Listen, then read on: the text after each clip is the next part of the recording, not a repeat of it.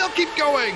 Whirling all the way to the bottom, but he doesn't have the speed. He's pinched too far to the inside. Challenger on the high side. He's going to be able to get the nose ahead. We are going green to the finish. Abramitis has the inside, but can he get it off the corner? He is much faster coming through there. Is there damage on Challenger? Abramitis is ahead, but it's going to be a race to the line. Who is going to get it? Abramitis takes the win by 7 thousandths of a second. The top 5 were only 700ths between each other. Unbelievable finish. Pulling up ahead, but it's going to be 3 wide as they head down to turn 1. Look at that. That's Ian Haycock's making the move for the lead on the inside. They're almost 4 wide behind him. That's Reed Miller who gets into the back of everybody. He cleans out Yuko Leskala. Unbelievable. Haycock's with a move that saved his bacon. He gets a great run, covering down to the inside, almost all the way to the grass. He'll force Holly to go the long way around. As they approach Rent, Kings is still potentially in this. No, he's starting to drop back as he tied on fuel here. As Holly tries to go around, he might have the speed to do it if he can just challenge him down to the line. He is a little bit wide. Now Kings is coming back. They are running out of fuel. It's going to be Kings who goes from 3rd to 1st at the final run. Oh, this is a bad place to catch him. He's going to be able to get through 1. That's some distance. That is the buffer that he needs. I think that's going to do it for Guven. All he needs to be is fast off the final corner. It goes. He spins it. The final corner. Vico's going to win off the final turn and beat Guven, who led this entire race.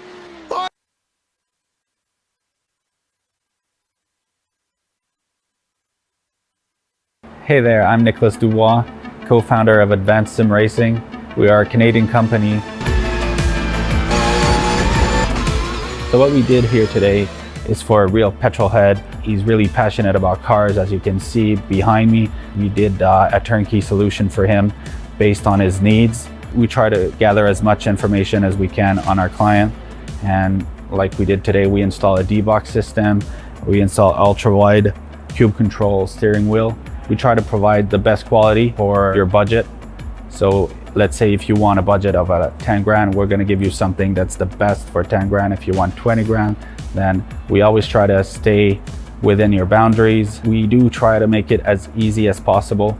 So the client, once we install everything, it's pretty much gonna be a turnkey. So he's gonna press start on his computer, and right after, we'll try to explain everything, how it goes, how it works, and then he's ready to go. Our aluminum is from USA, treated in Canada, cut in Canada. So we do sand all our aluminum piece just to make sure the powder coat sticks to it. And that's one of the reasons why we use powder coat, is to make sure you have the best aluminum finish in the industry. And our quality is beyond what you can get with any other competitors right now. We are really, really passionate about all the gear, all the cockpits, all the sim hardware, and that's why we want to create something that's really gonna reflect our passion into our product. Come visit us at advancedsimracing.com. You can always reach us if you have any questions. You can call us, you can text us, you can go on Facebook, like our page, ask us questions over there, and we'll make sure to answer every questions there is. We are very passionate about what we do, and we try to make it as easier for you to go into the sim racing world, because there's a lot of gear, there's a lot of options, but let us guide you through your process, and let's hope you'll be an Advanced Sim Racing customer.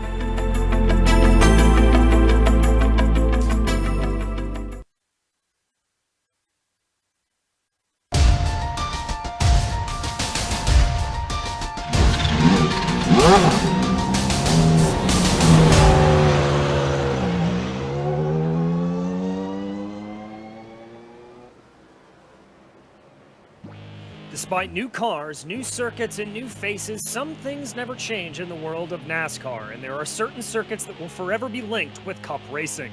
Daytona, Talladega, Darlington, and of course, Martinsville. And tonight, we head to that paperclip as the drivers of the series try to handle this tricky mile-long short track, but who will handle it best? We'll find out soon as we get ready to watch round 4 of the PRL Cup Series, and you'll see it all here live on the Global Sim Racing channel. Hi, I'm DJ Clark, and with me in the booth is Derek Watson. Behind the scenes is our director, Joe Peak, and he's using cameras provided by Dougie Beard. Martinsville is a circuit of fame and song and story, but for those unfamiliar, let's head over to our Gsrc track guide to find out more.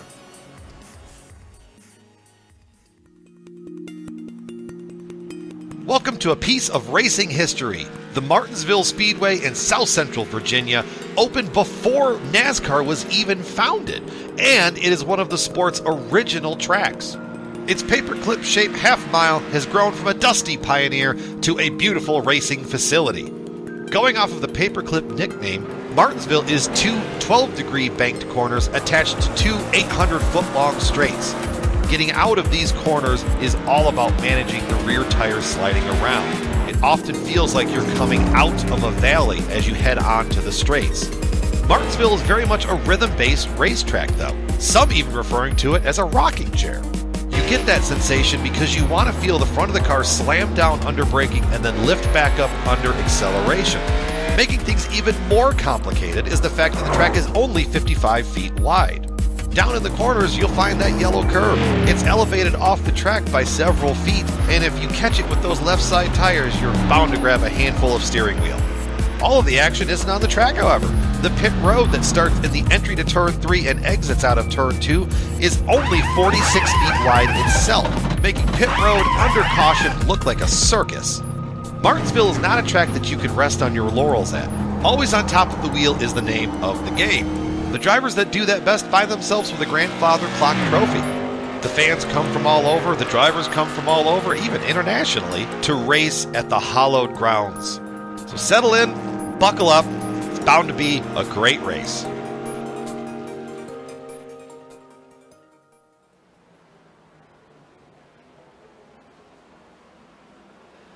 Well, Derek, we've got these new next-gen cars out on Martinsville, and how do you think they're going to take to this utterly unique circuit? Oh, they're going to take pretty well, DJ. This is going to be an exciting race. What this track lacks in size, it makes up for in personality and chaos. These cars are going to handle well. A couple differences. We're only going to see 4 gears tonight, although the next-gen car is a 5-gear system typically. And we're going to see lots of chaos. I think this will be an interesting race.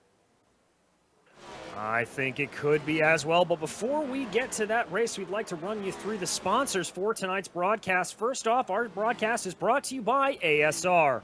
Owned and operated by passionate SimRacers, Advanced SimRacing designs and builds the sturdiest and most durable aluminum profile simulation cockpits available on the market today. Visit them at advancedsimracing.com. It's also sponsored by RaceLab. RaceLab helps you improve your driving skills with modern overlays, race statistics, and native VR integration. You can get your best experience out of iRacing today. Start using it now for free at RaceLab.app. Today's broadcast is also proudly sponsored by ButtKicker. ButtKicker products add an incredible level of immersion and realism to any game. Feel every nuance and truly put yourself in the driver's seat. Check them out at thebuttkicker.com. And finally, the PRL NASCAR Cup Series is brought to you by NinjaTrader. Ready to compete against the financial markets?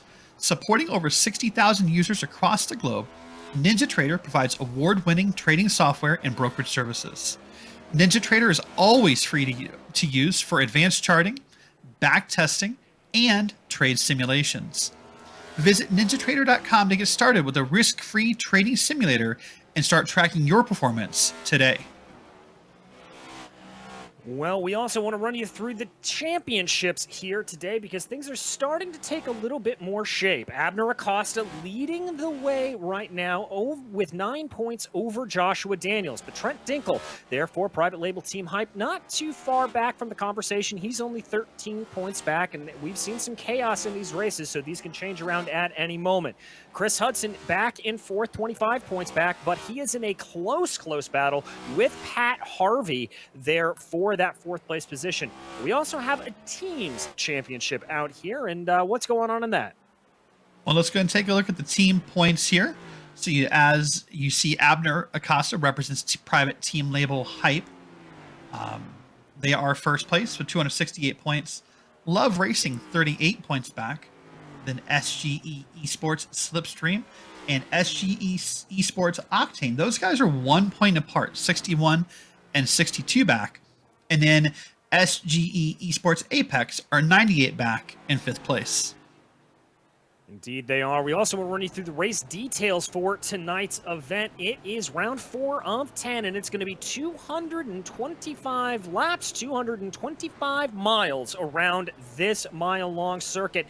5 total sets of tires, including the set that they start on, so that could factor into this a little bit. It is fixed setups out there for this season, as there is also no spare car, so if you get out of the wall, you get some damage, you have got to get it banged out in the grid yourself. Also a 24 incident limit, and well, frankly, with lower speeds around this circuit, that could end up playing out just a little bit as they go. But we will see what happens as drivers are just finishing up their practice session right now, and it's Richard Regan Jr. and Abner Acosta topping the chart. It really is. And Richard Regan came out early in practice and put down that time. It's a 19.235 in practice. And he set down that time and then sort of walked away from it and just was proud of his work. One of the people I want to talk about here, there's been some people in the back. Adam Zinke, I want to point him out real quick, has done a lot of work in practice. Adam went from only running 21s at the start of practice down to a 19.664 so far. So good job for Adam. I'm excited to see what he can pull off in the race. Yeah, it'll be interesting. Hopefully we are not going to see a whole lot of that out on track. Some pileups here, certainly possible at Martinsville. It is a very, very narrow half-mile circuit and very, very easy to get those kind of big track blockages around here as we watch that number 5 of Abner Acosta, currently in 2nd place, as we said. And, well, Derek, we saw yesterday in the Cup race in the real world that these guys were having to do something they haven't done at Martinsville in a while. They were having to shift. Yeah, that is something that could happen here. In this fixed setup within what they're borrowing from iRacing, probably the only time you're going to see most of these guys shifting, in my opinion, is going to be if they blow a corner. If you get someone really high in a corner or they blow the braking zone here, they're going to get the car woed up and have to get down in a third. I'll be surprised though. Most of these cars on the iRacing fixed set here probably will stay in 4th most of the way, I would think. But these guys have proven me wrong before. Indeed they will. We'd have to see Mark Kalin there working his way to the outside of the number 8 right now. That is Byron Mcdonald. You traditionally see the low line being the way to pass around here, but Kalin making it work around the high side. Maybe that's a little bit of some fresher tires on Kalin's machine, but yeah, it traditionally is you've got to get to the inside. That's the way to go, and sometimes you've got to use that chrome horn to be able to get by it. Yeah, you do. You got to be a little aggressive here and just kind of make it known you're there. Sometimes it's that pressure without even using the chrome horn, so to speak. Just that pressure of knowing that you're behind someone can get them to maybe want to brake a little later or move, or the mental game played here is almost as strong as the physical game. Yeah, exactly. The mental strain of it as well. Coming around here 225 times, it can really, really take it out of you. And remember, it is 225 times or a hour and a half time limit. So either one of those will come into play, and we'll keep you updated as to what it is that we are running into by the end of the race. One thing I want to talk about here, DJ, this is a short track, and it's a small track, but everything else here will be amplified. The mistakes will be amplified. The wrecks will be amplified. The drivers' tempers will be amplified. This may be one of the smaller circuits on the NASCAR Cup Series today, but there's a lot of big things here. This is a place where we could see one person spin their tires or one person get around in a corner, and next thing you know, there's 5, 6, 7, 8 guys in a wreck just because there's not enough time here. One thing about these Cup cars we've not talked about that a lot of drivers feel, that the brakes aren't as strong as they used to be. It's hard to get checked up for a wreck. So short track, but some big problems could be ahead. Yeah, indeed. Bigger brake rotors on these next-gen cars, but we have heard that a lot, that it's a lot harder to get woed down. So we'll have to see if anybody has a little bit of growing pains on that as we watch 2nd place in points. Joshua Daniels working his way out on track for the first of his 2 qualifying laps around here. That's right, you only get 2 of them, so you better make them count. Yeah, you better make them count. And typically what's going to happen here for most Q runs, in my opinion, is your first run's almost always going to, you want to burn these tires really hard, pardon me. So typically your first run is better unless you just really don't do well. And then we see here right now, Clayton Ham has provisionally taken the pole, but of course that's going to change a bunch here. You can see that in the top right of your screen as you're watching along. Indeed, he's already been pipped by Trent Dinkle and Joshua Daniels, but that is a good line there from Ham. And there you see Robert Besaw Jr., Byron McDonald, some of our usual suspects. And there's that tire spin you talked about, catching Trent Dinkle out before he can complete his second lap. And you know what that might be, DJ, actually, is that might be guys trying to shift. I would be curious to see that. Sometimes what happens here is these guys want to shift because you do get a launch off of the corner if you throw it down in a third and back up to fourth. But the risk you run is those RPMs. Those RPMs are going to spike. It's going to spin the wheels. You may not have the grip. And it's funny that happened. Not funny, but it's interesting that happened because I was almost about to say, you know, this is a track where we're not going to see a whole lot of guys throw away a lap here. There's barely any off tracks here. That little piece of grass down there. And even that's barely enough to trigger an off track here. So almost everyone's going to get 2 live laps. And about the time I started to say that, someone proved me wrong. It'll always happen to you that way. Jose Medina now working out there, the Love Racing Nomad driver, trying to see what he can get that 24 to do. He's going to cross over the line there, and that is going to be good enough for 17th. Pat Harvey with a great lap, jumping his way up into 5th. I see Baron Glover in 8th. Dan McLaren up into 6th place, still waiting on a few drivers that don't have EOL penalties to set their time. Luke Christian being one of them. Mark Kalin able to bump his way up into P2 with a stellar lap there of a 19.490. Yeah, and Abner Acosta, our points leader, has currently taken the pole. 19.407 is what I'm seeing out of him. So our points leader is continuing to want to dominate this series. Yes, he is. And you and I were talking about before the broadcast, the track position could be very king around here depending on how the race plays out. So that could be a massive, massive advantage for Abner to start things off. Luke Christian trying to better himself here right now. He's down in 19th, brings the 21 out of the corner. He's going to cross over the checkered line. He's going to be able to bump his way up into 17th. So a little bit of a better run there for the 21 machine. Just of those few positions, that can certainly help out your day. Oh, it really can. And you're right. Track position is so important here, DJ. Like, if you were up front, it's going to take a lot of convincing to get me to pull down the pit road if I'm top 5. I don't want to be in the back of this field. Crazy things happen here. And it's not, you're less likely to find them up front. It doesn't mean you won't.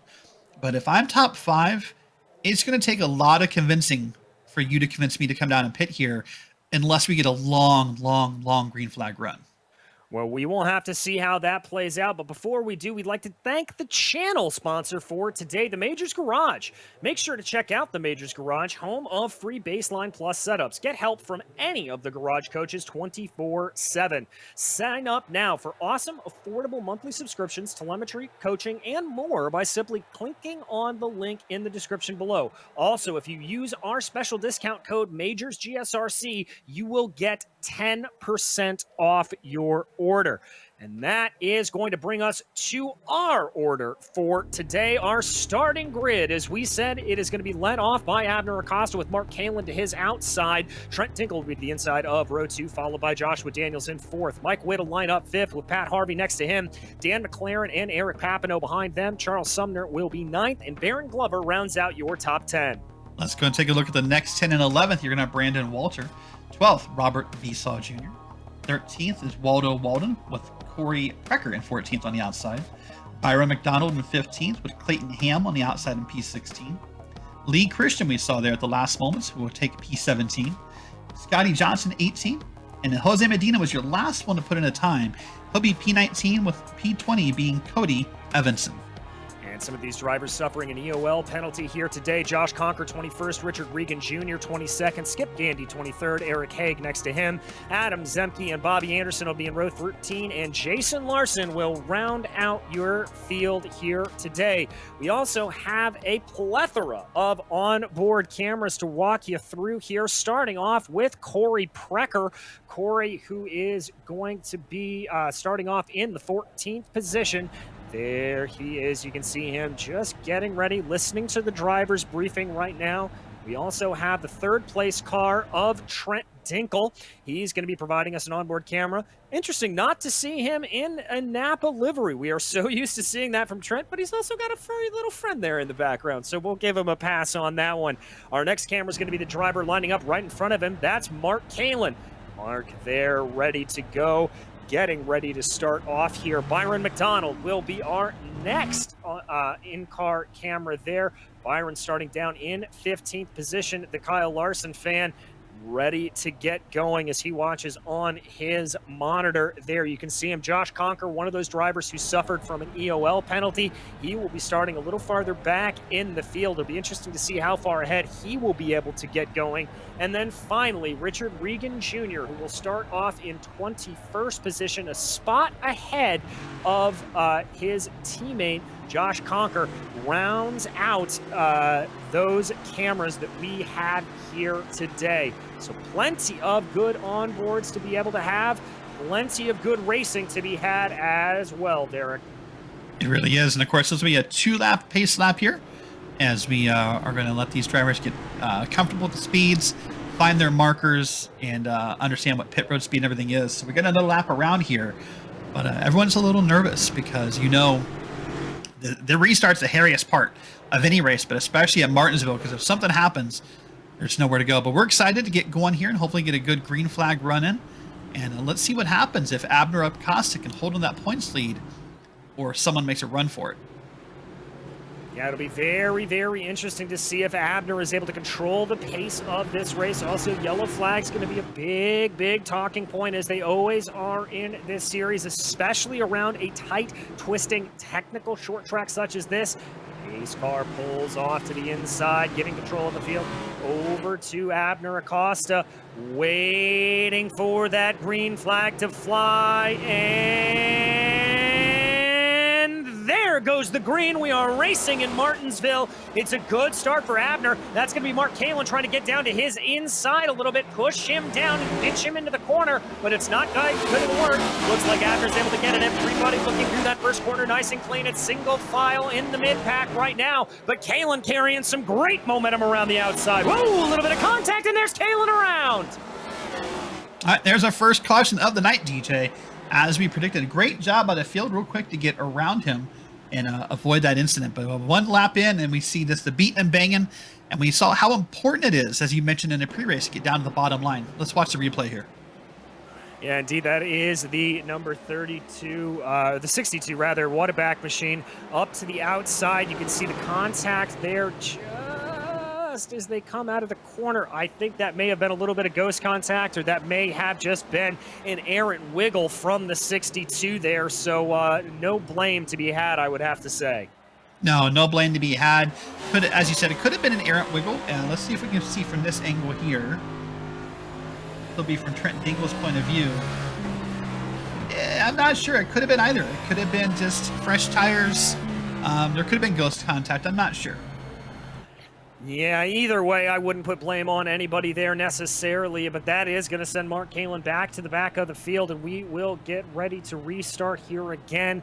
Double wide at Martinsville. Leader will have lane choice, and now, crucially, the leader will decide when to go. He does not have to wait on Barney, the flagman, here for the starting procedure, so that could help give Abner a little bit of a jump on the rest of the field. Yeah, that is a very important choice, and in my opinion, it's a powerful choice because it's the one, in my mind, it's the most powerful control the leader has, because you can mess with it all night long. And of course, you have to maintain pace speed, but sometimes you can wait for the green. Sometimes you can go early, and you can really keep it unpredictable. And a lot of successful winners will do that here in NASCAR Cup Series racing. Yeah, indeed, as the pace car lights are still on around here, so we have one more lap before everybody will start to form up. And what this is actually going to do is this is going to put title rivals next to each other on the front row. Joshua Daniels will be starting to the outside of Abner Acosta. That is Richard Regan Jr. coming down pit lane. I couldn't tell if he took tires there, maybe just a little bit of a top off starting that far back in the field. Yeah, 5-second stop. It has to be fuel only. I'm not sure if maybe sometimes as drivers, you want to be in the back. I know I said in my comments that I don't want to be back there, but sometimes you want to be back there because you can control your destiny, or you think you can, because you can get on the brakes, you can avoid the incidents and slowly work your way through the field. I have to imagine that's why, because that little bit of top off of fuel is not going to make any difference for the end of the race. No, I can't imagine it would. As now we reform up. Leader has control, remember, so this will be on Abner Acosta's go. Waiting for the 5 to get onto the loud pedal as they come through turn 4. This is back green again. Acosta gets a very, very good start. He's going to try to pull Trent Dinkle along with him. Joshua Daniels getting a little bit hung out to dry there on the high side. Dinkle with a great move down to the inside. Is he going to be able to slide up in front of the 77? Not quite, but he is by the time they dive into turn 3. There you go. Now I see importance for 3 wide in the back of the field here with Reagan, by the way. I'm not sure that does work out somehow. You can see it towards the back of the screen here. But yeah, that was a great move to slide in there as Acosta sets a fastest lap and wants to pull away from this field. And we have another caution. We do indeed have... lots of drivers being collected by that. I think that may have been the 54 of Josh Conker that started that one off. Yeah, that's Charles Sumner in the Tropicana machine turned around, but that doesn't mean he's the start of it, but possibly the worst victim of it. Let's take a look in the replay here. All right, not sure if there was contact. No, it wasn't Conker, excuse me. Conker definitely brought up in it. I think that may have been the 23 potentially that was brought into it one way or the other. A lot of drivers getting caught out. Definitely one of those roadblocks that we talked about here at Martinsville. Yeah, I'd be curious to see if maybe if we watch it in a 98's perspective. I'm thinking he has to be somehow involved. Let's take a look here. Yeah, let's take a look. This is going to be the start finish. It's going to be this corner here, I think. Oh, no, they spun in front of him. Yeah, it was the 37 and the 23, I think, right there. They got into each other, and that's what caused everything to get piled up. Yeah, you're right. I said the 23 or 22. It is the 23. You're right. Unfortunately, it looks like Sumner caught the worst of it, but that's what happens here. And, an interesting thing to think about with these, there's the contact.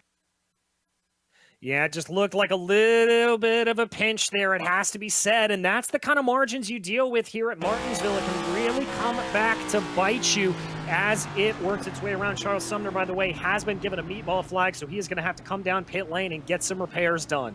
Yeah, not a surprise when you get hit head-on like that. That's what happens, even at short speeds like this at Martinsville. But, something else we can maybe look at later with a different, if there are more incidents. If you're coming through the start of 1 and there's a wreck out of 2, you're not going to know it. This isn't a track like Bristol where you can see around the corner, or a track maybe like a Vegas or a Texas where you can see around the corner. There could be things happening out of 2 and you're blind to it out of 1. And how does that really increase the danger factor? And Derek, what can you do to try to counter that, frankly? It's really difficult here because what you have to do is 2 things. 1, you have to trust your spotter, which is something you want to do. But the second thing is you have to trust the guys behind you. And what that means is you're hoping that even if you check up in time to avoid that, you're hoping that everyone else checks up behind you and they avoid you. You're trying to ride that fickle line of making sure you don't stop and you keep moving, but you somehow avoid the wreck. And out of these corners here, it's really hard to do. Because all you're going to get told is, hey, there's a spin in turn 2. There's a slow car up high in turn 2. That means something to you, but not a great deal of detail. You don't know how high it is. You don't know if it's just a 1 car up against the wall. It's really hard to do. Spotters are so crucial, and I think one of the unsung heroes of iRacing. I have to agree with you there, and in real-world racing as well. You cannot live without them. At least that has always been my call. But we're ready to go back racing again. We are back. Double file here. Regan, by the way, Richard Regan Jr. up 13 positions, so he got away through that quite well. He's up to 13th. But right now, we've got to watch for Abner Acosta and Trent Dinkle. Remember, Dinkle got a great start on that last run. Let's see if he's able to repeat it. Acosta gets a better start, though, and Josh Daniels is going to repay that favor back to Trent Dinkle. Try down to his inside, going into one. It looks like Daniels is already clear. He is, and you know what happened there? Acosta did what we talked about. He made a different restart spot than when he did the first time. It really caught them both sleeping a little bit.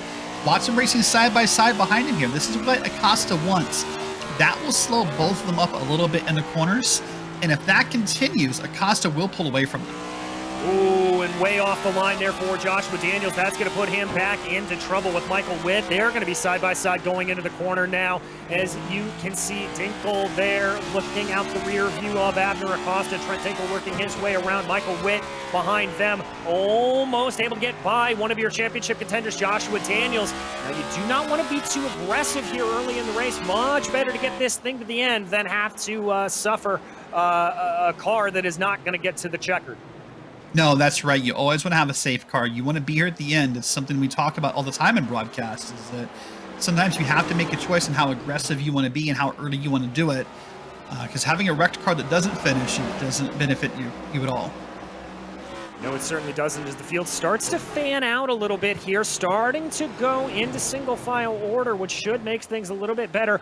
Robert Besaw Jr. there, who you saw on your screen. This is the battle right now for P5. That is Harvey, Papano, Besaw, and Glover. They are running very, very close to one another. Little bit of a walk up there for Besaw Jr. He's going to have to try to keep that car down. It looks like he's struggling a little bit with those fronts to just get the car to point where he wants it to.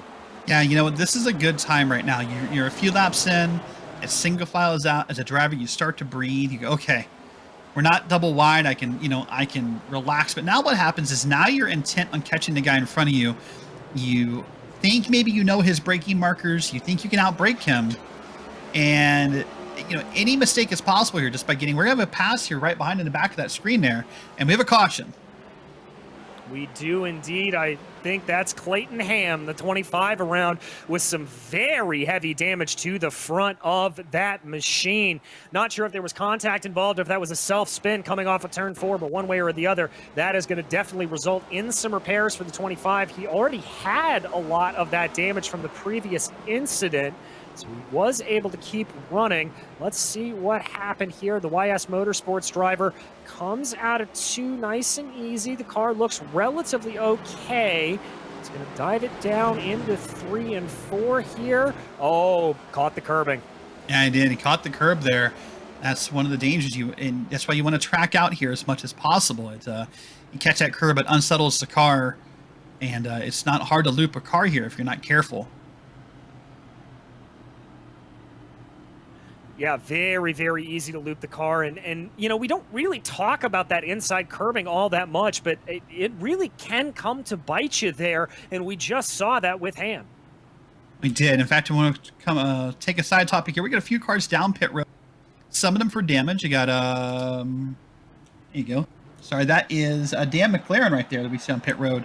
Saw a couple others come down as well. So Waldo's down here, and the 24 is down here. That one kind of caught me off. That's Jose Medina. I was watching him race. There's no damage there. He did take tires on this stop. I respect the idea of tires, and I'm all for it. But we're 22 laps in, and I think 3 cautions in. You'd have a hard time convincing me that he's burned off any of those tires yet. Yeah, we're not that far in, and track conditions are relatively cool. This is the Martinsville night race. It's only 80 degrees out there, so I don't really think they're going to have to worry about overheating the tires too much either here. No, really not. I mean, this is the night race, so obviously here nighttime has fallen. The track temp will continue to drop a little bit, but since we started at nighttime, there won't be as big a transition for these drivers as there could have been. But yeah, I don't quite understand the move. I mean, I respect you want to be in the back or you want to try something different. Maybe you thought you just needed to do it, but That's going to be more of a confidence move. As we look at Richard Regan here on cam, riding on this hood there. He just looks calm and patient. His hands just steady as can be here under caution. Well, and remember, Regan Jr. came in pit lane on the first or second yellow, and he has been able to work his way up through the field, up into 10th. He is on an absolute charge here. That was for the splash of fuel there at the beginning. He did not take tires, so we really need to keep our eyes on that number 56 car, as it has got some mega speed.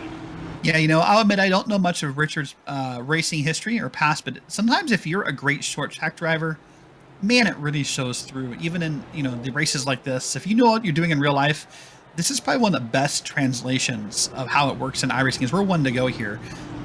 A great short track driver can really knows how to make those moves, knows how to work the track. In my opinion, short track racing is one of the hardest things we do on iRacing.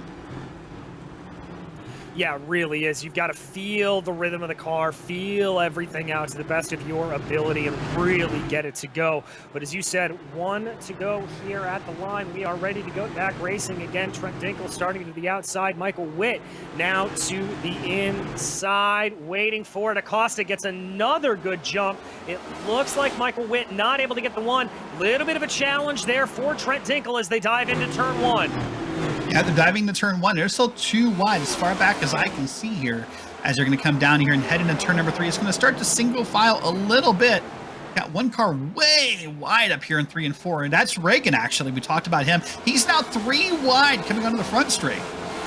My goodness, Richard Regan Jr. really pushing that car along here, working that outside there on the 89 machine. He is having a good run. That's Eric Haig. He actually lost 2 positions at that restart, did Regan Jr., so he's having to fight back here a little bit more. Yeah, and you know what? Obviously, you don't want to be that wide at Martinsville. Ooh, maybe a little contact there. There's nothing big, but maybe a scrape there by Regan. But you know, so again, he looks confident what he's doing. Look at that. He's got his hand off the wheel, shifting. I think he knows what he's doing here, DJ. Yeah, I think he does as well. Very, very relaxed in the way that he's doing it. The leaders, by the way, very, very spread out here in Martinsville Standard, so we're not missing anything up front. That was a little bit of a run there from Eric Haig behind, trying to put a little bit of pressure, but now Richard Regan Jr. trying to put the pressure up ahead of him onto Skip Gandy. Is that train really starting to form, really running all the way up to about Robert Besaw in 7th? Yeah, you know, something I noticed when I'm watching Regan run his laps here as a whole, look how he looks more confident, usually tracking out, although now he's going to get inside of Gandy and try to make a pass here, and he's going to get in there. And it's going to complete the pass through the corner. But usually he tracks further out than the other guys. He looks more confident what he's doing. And that little bit of tracking out can make all the difference in how much speed you run down the straightaways here. Yeah, it really does. We often talk about in other circuits, diamonding off the corners, squaring off the corners, the different approaches you can take to it. But here, very, very crucial. Ooh, that was Josh Conker in the 54. Look at all kinds of sideways coming off of turn 4. Very lucky he didn't lose a position there. Yeah, Conker actually checked up for the car in front of him, and then that's how fast that can happen here at Martinsville. The Conker was almost the culprit, or the perceived culprit of caution, even though he had nothing to do with it. Indeed he was, as he is right in the middle of that hornet's nest that we talked about a little bit before. He is currently running in 11th place, right behind Richard Regan Jr. right now. A little bit of side-by-side there. That's Mark Kalin. Remember, he started on the front row, had that bad incident. He's getting himself back up into the equation. He's moved himself up into 13th. Yeah, he has. He's going to try to drive back through here after that first lap spin. So we'll see. We'll track that throughout the night and see how that goes. Nothing's changed up front, although we're about to have our first incidence of lap traffic just ahead of Acosta here. They are close, but the positions have not changed. But you got Sumner up here, and I believe it's going to be Clayton Ham up there as well.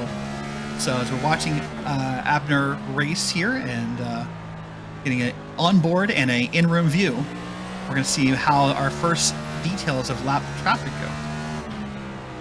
Indeed we are, as you can see just how close Trent Dinkel is really taking it down to that curbing down on the inside. He is really letting it run as he goes. Ooh, little bit of a wiggle, though, little bit of a squiggle, as now they're going to get their way down to the inside of Clayton Ham. Ham doing the right thing and just getting up out of the way there for the two private label Team Hype drivers. Yeah, right now at this point in the race, there's plenty of time left, plenty of opportunity to make a lap back. There's no point in racing these guys right now. You know, especially if you know your car's hurts, you don't want to be that guy responsible for a big incident as a lap down car. No, you certainly don't. And as you alluded to earlier, Charles Sumner, the next one on the road. And so these lap cars are going to start to play a little bit of a storyline for this race. It's going to be interesting to see how drivers are able to respond to them. Dinkle right over the back of that 5, and they've been able to drop Michael Witt to the tune of about 1.2 seconds, and he's going to lose a little bit more having to get around that slower car behind as well. Yeah, they definitely are. That's what happens with lap cars a lot of times is they're willing to let the leader go. They recognize he's the leader. That's sort of a prestigious thing for some reason to a lap car. But man, when you're 4th, 5th, 6th in line, I'm going to race that guy. That's what a lap car thinks. And I don't know why. I'm not innocent. I've probably done it before myself, but that's a common thought where you're willing to let the leader go, but then you kind of get annoyed and you start racing a little harder, and it makes it harder for people to get around you. Yeah, it certainly does. And a driver who's very hard to get around as we continue to watch, Abner Acosta, just holding Trent Dinkle at bay. Dinkle, again, running that much smoother line, or that tighter line down into the curbing. And I have to ask you, is that going to wear his tires a little bit more? It looks like Abner's taking a little bit of a looser line through the corners. Yeah, it will. What it will do is it will wear the tires. Your typical rule is more input equals more tire wear. So the more input you're using to get down against that curbing, or, you know, hopefully not touching that curbing, you are going to wear the tires. Now, what it does do is it does make you feel like you have a little bit more control out of the corner. That's the difference. And when Acosta, as you said a few times, kind of wiggles it a little bit out of the corner. And man, just one bad wiggle here, and you'll go from 1st to 5th pretty easily. So that's what Dinkle's hoping for now, just to keep there. Use the, as we talked about, that mental game. We have a caution. We do indeed. I think that may be Richard Regan Jr. I'm seeing having problems potentially, as it looks like he has disconnected potentially from the server. So I think that was a bad run for who was a very hot charger here. Regan, you see a little bit of a squirm coming out of turn 4. He's going to come now down into 1. Does he hop the curbing? Yes, he does. Oh man, not only hopped the curbing, he actually took the low line there into the back entrance, I believe there. That is that's probably a contact there, which is why he's decided to go ahead and tow the car and call it a night. Let's watch it again here. Yeah, just gets that left front tire down onto the curbing, spins it around, and a hard hit into the attenuator. We're also hearing that Mark Kalin had a spin, potentially in sympathy there with Richard Regan Jr., that 62, having more problems. Let's see what happens here. This is Regan losing it right in front of him. Oh, just got it up too high. Yeah, could be a couple of things here. It could be a completely unrelated. It could be an incident where Kalin heard, hey, there's a spinner out of 2, and he tried to move up, and next thing he knows, he's lost the car because he wanted to make sure he was out of the way of that caution. Yeah. Well, DJ, that's an interesting story. I mean, with Reagan out of the race, that's someone we were watching as a hard charger, someone who looked comfortable and looked like they were kind of aggressive. So that really could impact a lot of what happens here. Yeah, that was definitely one of the drivers in the mid-pack that we had our eyes on. Now, there are still plenty of drivers that are working their way forward and have gained some great positions right now. Josh Conker up 14 spots. Eric Haig up 16 spots on the day. Those are your 2 hardest chargers of the race. Although, as our former colleague Bill Subzan would say, neither of them set a qualifying time, so I'm not sure we can actually call them the hardest charger. That's fair. You know who this caution benefits a little bit is Clayton Ham. Unfortunately, Ham had that incident we saw with all that damage, and every caution that comes out, he gets a little bit more of it fixed. Now, the downside is here is at Martinsville, even the pace laps are short, so you're not going to get a lot of it fixed at once if you don't want to go another lap down, but every little bit counts here when you're fixing damage, and so every caution, his car's going to get a little bit better. Yeah, indeed it is, and question for you about these new next gens. Obviously, we've heard so much more about the aerodynamics of these cars. Well, this is a relatively shorter track compared to everything we run. How much are you relying on the aero here through these corners, and how much is that fixing really going to help you if you're not relying on the aero and maybe relying a little bit more on mechanical grip? No, you're right. We're not really relying on the aero here. That's a very valid point. What we are relying, though, on is speed. And everything you can fix, everything you can uncrinkle, everything you can bang a dent out or make it more aerodynamic, that's speed. And we've seen already with Richard Regan, straightaway speed matters. Indeed we have, but we get ready to go back under green here. We'll be restarting on lap 49 of 225 around this half-mile circuit.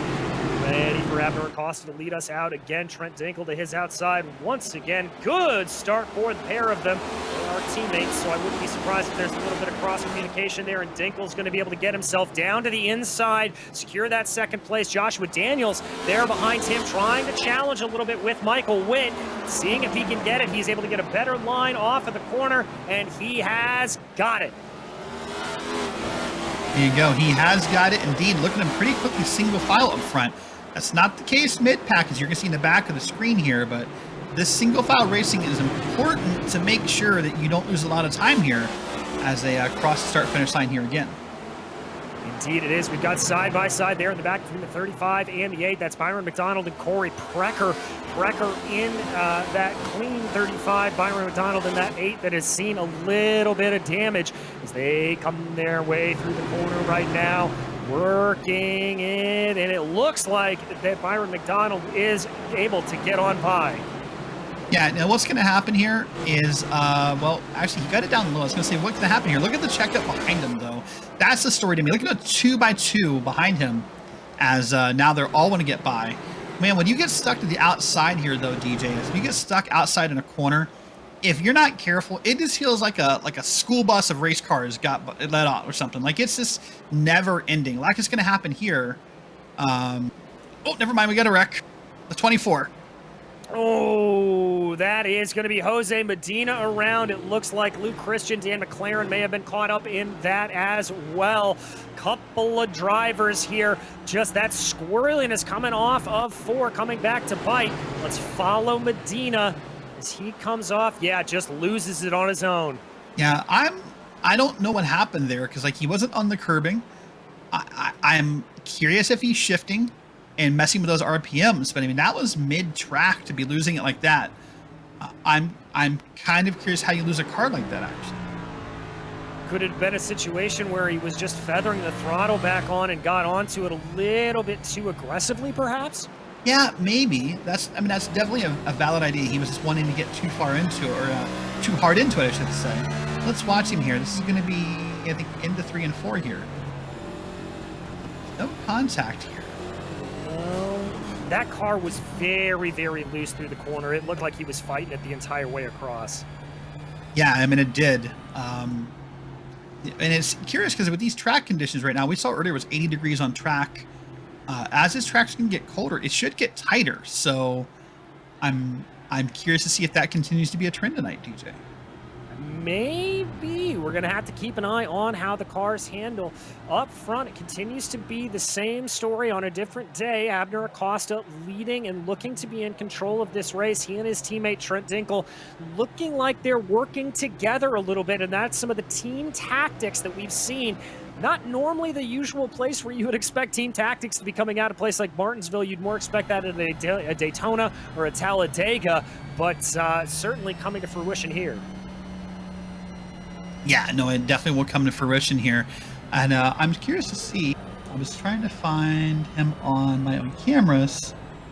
I was curious to see if Ham went and fixed more damage here. That would be the... yeah, I'm guessing he did. But that would be the good idea here. We said it's going to benefit him in every caution. You know, a little bit more. Indeed, you are right. And waiting here to see if the lights turn off. They do not. So we have one more lap of caution here. Joshua Daniels, the one that really was trying to get a good move on in that last run. He was able to get around Michael Witt, thankfully, so he'll be starting to the inside there. That could be a little bit advantageous to him. And remember, he is locked in that title battle with Abner Acosta right now. No, he definitely is. One thing I want to point out, and I know I said it a couple times, but I'm still impressed by Abner Acosta, is those restarts. They are quick. There's no throttle manipulation. It's just go. And every time, it feels like it's on a different location. Some drivers fall into a habit where you become predictable, where you do it every time at the same spot, whether it's right as the pace car pulls down or right at the green flag, or you find a spot that you're comfortable with. And what happens is you become predictable, and the other drivers know it, and they can take advantage of it. So I'm curious to watch Abner Acosta again here and see if he changes his location.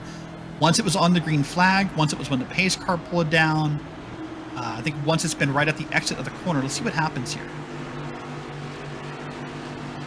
Let's see indeed as we do get ready to go green again, having a great angle here from Trent Dinkel. So he's going to be able to see his teammate launch off there. A little bit of a later exit than we've seen a couple of times. Dinkel not able to fully clear him and get down, and that's going to send Josh Daniels down to the inside. Almost contact. We've got another yellow out on the track. I'm seeing a lot of drivers stacked up. Yeah, we're going to take a look here and see that quick here. That's got the 24 in it. 57, the 07, lots of drivers involved here. Yeah, this was a big stack up in the back of the field. You can see a little bit of stack up there as a result of everybody concertinating together. Oh, that was a huge dive bomb. I'm not sure who that was. Was that the 33 or the 83, excuse me? And that just set off an absolute domino effect. It does. What I think happened here, if we could go back and look one more time, I think the car up front there, that's going to be Pat Harvey in the 67. I have a suspicion that he maybe missed a gear on the start, and that I don't want to say he got in the way. That's a little rude, but maybe yeah, that or got impatient. No, it doesn't sound like it. I might have been wrong there. I thought with how fast he closed, I thought that was the case, but no. Glover just got there fast. Yeah, it really did. Just dove it down into the corner. We're going to ride on board with Eric Papano here in the 37, the SGE eSports Slipstream machine. He had a pretty good view of everything popping off in front of him. There you can see the dive down to the corner and just nowhere to go as the 8 checks up. No, but look what happens here. This is actually a good view from something we talked about earlier. Look at how everyone, even Papano gets involved in this caution. He had nothing to do with it, but even he's going to get contact and going to get damage, 3-4 cars back just because of how fast things happen here. That's a very good call, Derek. So a lot of these drivers here now having damage to the cars. That's really going to change the way this mid-pack is going to drive as we are running few and far between on drivers with no damage. Yeah, I mean, that's the same about Martinsville. Damage is not the end of your race. This isn't Daytona. This isn't Michigan. This isn't, Pocono. You can still do well here with damage. Obviously, you want to get it fixed, and you want to see if you can fix, as much as possible. But it's not unheard of to see a crinkled car taking a victory lane here. You're very, very right. And there is a little bit of crinkling there that you can see on, I believe that's Byron Mcdonald's machine. We talked about that one earlier, that has some pretty significant front end damage to it. But now we should be bunching up 2x2 again. Yes, we are. We get ready to restart here on lap 64. We will see the green flag on lap 65. So not even halfway done with this race quite yet. No, not even halfway done, and it's worth talking about. If we get there with a couple more cautions, this could quickly turn into a time limit race and not a lap race per these PRL rules. Yeah, indeed it could, and we are about 31 minutes into the race here at this point. So here we go, though. Abner Acosta Again, a little bit of a late start there. I think that's going to give Daniels the opportunity to slide down in front of him. No, it's going to be Dinkle that's going to be able to get that move done. Mike Witt trying to make something happen around the outside. No, excuse me, that's Josh Conker. Where did Conker come from? He's all the way up into third. No, he really is. And what he needs to do is get out of this 2-wide situation. And they need to get up there and break up that 1-2 before anything else happens and we need another restart. If they can break up that 1-2 and break up that team communication, this could be a very different race. So that's what they need to be racing for right now, is to get up here to Dinkle and see if they can make something happen. Look at them a single file here for the top 5 now. Yes, indeed, they are, although I have to say it looked like a little bit of an aggressive move there from, I believe that was Cody Evanson, almost getting into the back of Robert Besaw Jr. There you can see it from behind as they work their way out of 2 now for the 67th time, flying their way around. Abner Acosta still looking absolutely untouched up there. Daniels checking up a little bit mid-corner. Is that going to open up the door for Josh Conker? He's certainly thinking about a move down to the inside. He's going to go for a move down to the inside. Can he pull it off? It looks like he's going to. Now, what could happen here? I'm curious to see. No, the 3 is too far back. Now, what can happen here if you get a car on the outside? Look at this. Here's what's going to happen. Is he's likely going to get passed by 2, 3, 4 cars if he's not careful, because they're all going to ride that momentum and stick him on the outside here. Yes, he is. And oh, he's going to fall down another one as that's Robert Besaw Jr. in the number 3 starting to push on him. And this is the kind of freight train that you can see getting run here at Martinsville if you're not careful. Joshua Daniels losing 2 spots in about 3 laps. That's right. By the way, if you want to know how tough this race is, in that camera angle, if we see another again, we'll point it out to you again. Look at those brakes glowing. That's how hard these guys are using their brakes here. This is a tough track. It may look simple. Like, oh, it's just a short track. It's just a couple of corners. Guys, this is one of the hardest things. It's short track racing. There's no breathing room here. Yeah, there really isn't. You are constantly on it. Just the time that you get the car up to speed and take a breath, you've got to immediately get back down on the brakes again, slow everything up a little bit, as it's just the nature of running a half-mile short track quite like this. Robert Besaw Jr., now that he has cleared Daniels, trying to see what he can do. Josh Conker also trying to insert himself up with his 2 private label Team Hype teammates directly ahead of him. Yeah, he'd love to get himself up there and see if he can change this. Now look, we're on I hate to jinx it, but we're on a bit of a green flag run. Now it's going to be curious to see how this race plays out, because right now a lot of the drivers have been where they are due to circumstance and due to the moment of caution, so to speak. But if we get a long run here, you're going to see who's comfortable. You're going to see who's practiced. You're going to see who feels comfortable with all that braking and doesn't burn up their stuff when people start dropping forwards and backwards in this race.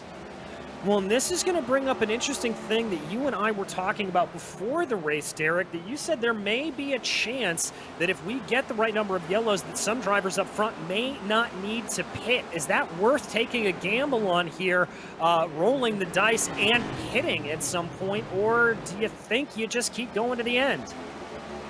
It's interesting to see what happens. I think if we get more than a 20-25 lap run here, I think maybe we'll see these guys come down and get tires. As we're looking here, with probably 1 to 2 more cautions, as I said earlier, this is going to become a time limit race. And then I think it's less likely you take cautions, because you know when the race ends,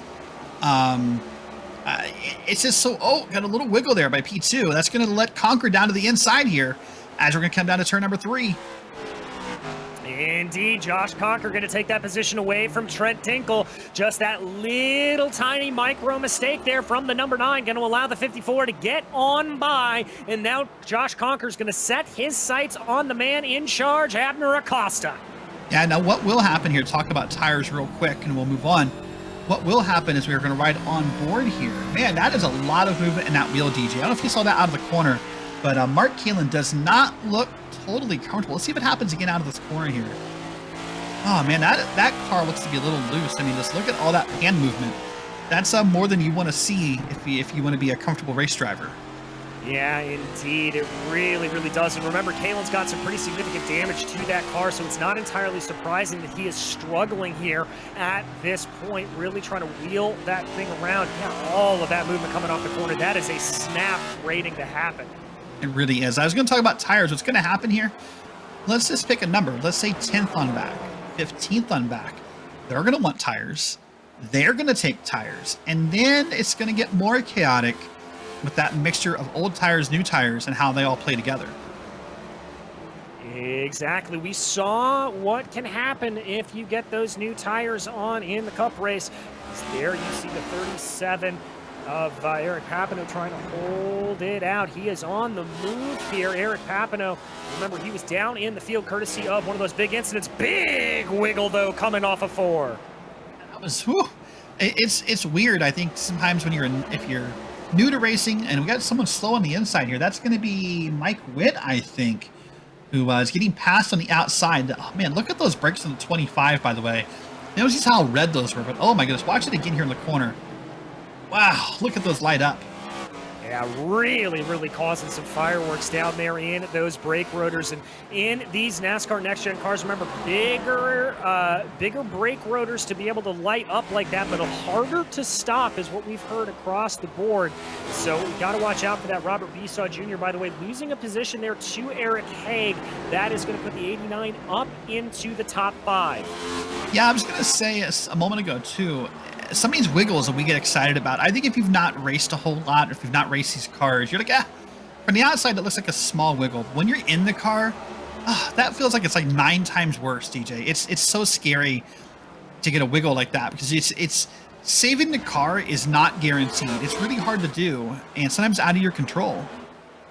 Indeed, and with these big, heavy stock cars, a lot of people think that it's harder to catch them, and that is or easier to catch them, and that is not the truth. You get a lot of body roll when that snap starts to come in. It is a definite heart-in-mouth moment. Yeah, I want to make a shout out here for Eric Haig. You saw on the screen a second ago, started 24th up to 4th. I mean, Josh Conker, same thing, started 21st up to 2nd. Cody Evanson started 20th up to 5th. These are guys who have probably not pitted and have just waited out those cautions, but that's still a lot of movement, and they're there for a reason, as we saw Conker making some passes. Indeed we did, with Conker moving his way up through the field. Remember, he is up 19, but Haig up 20 right now. There is Josh Conker. He hasn't been able to close the gap on Abner Acosta quite as much as I thought he would. It's still hovering at about 9/10 of a second. Yeah, so right now Acosta looks to be very comfortable in that car. He's holding this lead. He's keeping Conker at bay. And the only thing I think is going to change it right now, honestly, would be if or when we find lap traffic, maybe we see a difference here. But Acosta looks very comfortable. I've not seen a whole lot of wiggles lately. He's doing very well, and that's why he's the points leader in this series. Yeah, indeed. And right now we are going to be coming up on that lap traffic here pretty soon. Bobby Anderson, the first car, 25th overall right now. Right on board. There you can see it. And it is a train of cars. Bobby Anderson, Charles Sumner, Corey Precker. They're all right there and then some. So could this be the great equalizer? Could this finally be what puts Abner Acosta into the clutches of another car? Yeah, it could be. Now, what's going to happen is really you have two different, I guess I call them two different classes of lap cars. You have the gentlemen right now who are on the lead lap, and Acosta is getting them for the first time. They're going to race hard. They don't want to go a lap down. They have pride in what they're doing, and they'll fight to be there in case maybe the lucky dog or just a caution.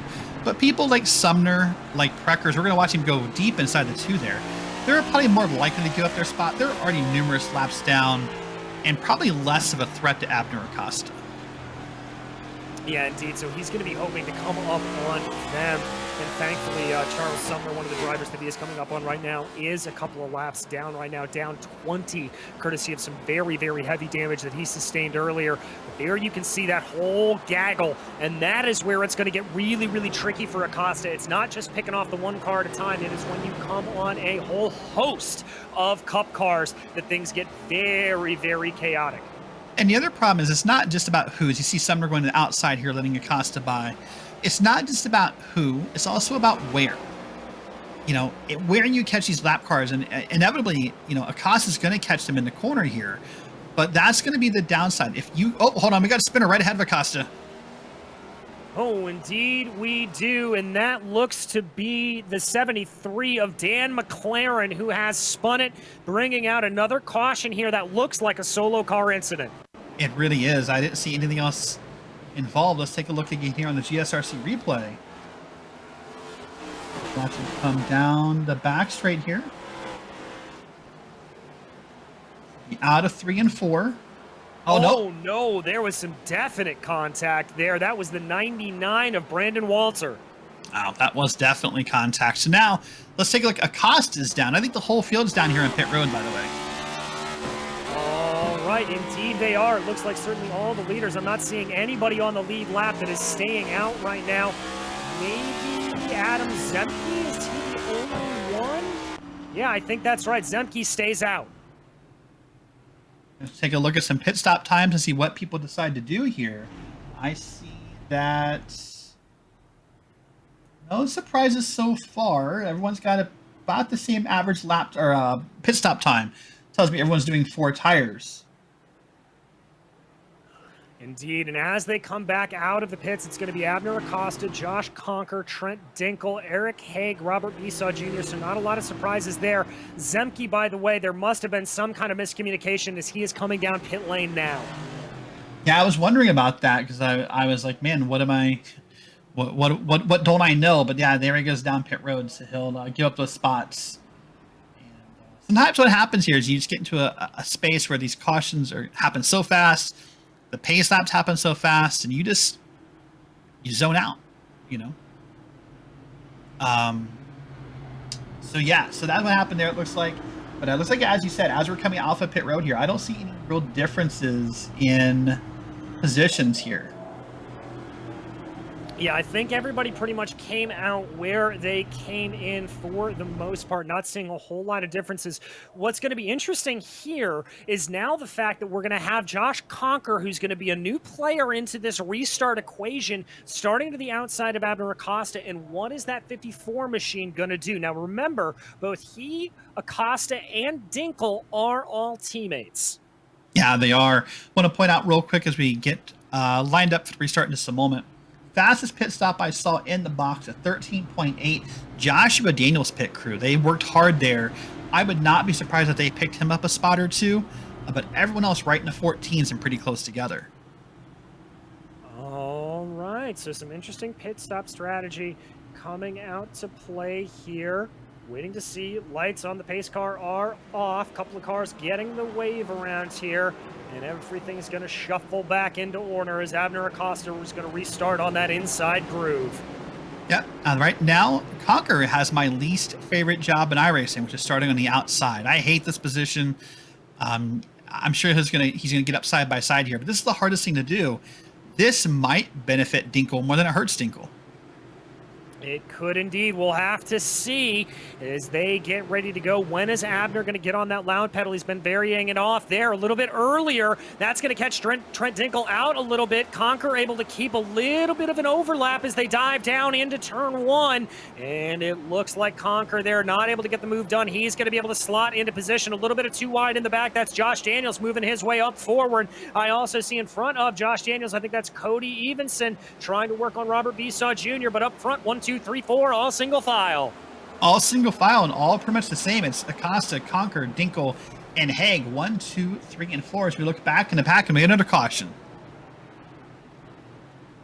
Indeed, and this looks like it's going to be the 93 machine of Baron Glover that is in problem. Hearing that Pat Harvey may have been worried that they got in. Oh, that is some massive netcode. Wow, that's, yeah.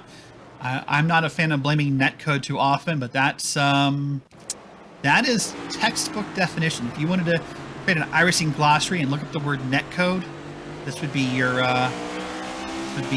example right here. Yeah, that was very, very rough there. You've got to really feel there for those drivers. Nothing they could do at all about that. That was just the netcode gods taking it away. It really was, and that's unfortunate. I mean, at this point, though, do you want to point out we're probably just about now to a timed race. We're only on lap 102. We're not even halfway here. So now if you're a driver, DJ, how does this change your mentality? Now the race is shorter than you thought. So are you more willing to burn up your stuff? Are you wanting to maybe not burn up your stuff so you can stay off of pit road? What would your strategy be now that you know this is probably a timed race? Indeed. You know, I think at this point you've taken your pit stop. You're going to be waiting out the clock here at this point, and so you're counting that back. You may be able to be a little bit more aggressive knowing you're not going to the end, but then again, a lot of these drivers may have been banking on a timed race as well, so we'll just have to see how everything plays out. Yep, and on the outside, we saw Charles Sumner getting that lucky dog pass, and so he will get a free lap around here. But yeah, this is going to be an interesting strategy call from here. I'd be surprised if we see more pit stops from all the leaders. I think maybe you'll see a random person who thinks they need to do it, and they're willing to try something different. But man, I think for Acosta, for Conker, for Dinkel, probably Haig and Beisaw, probably the top 5. I'm almost inclined to think the pit crews can go ahead and just pack it up, call it a day, and go get dinner.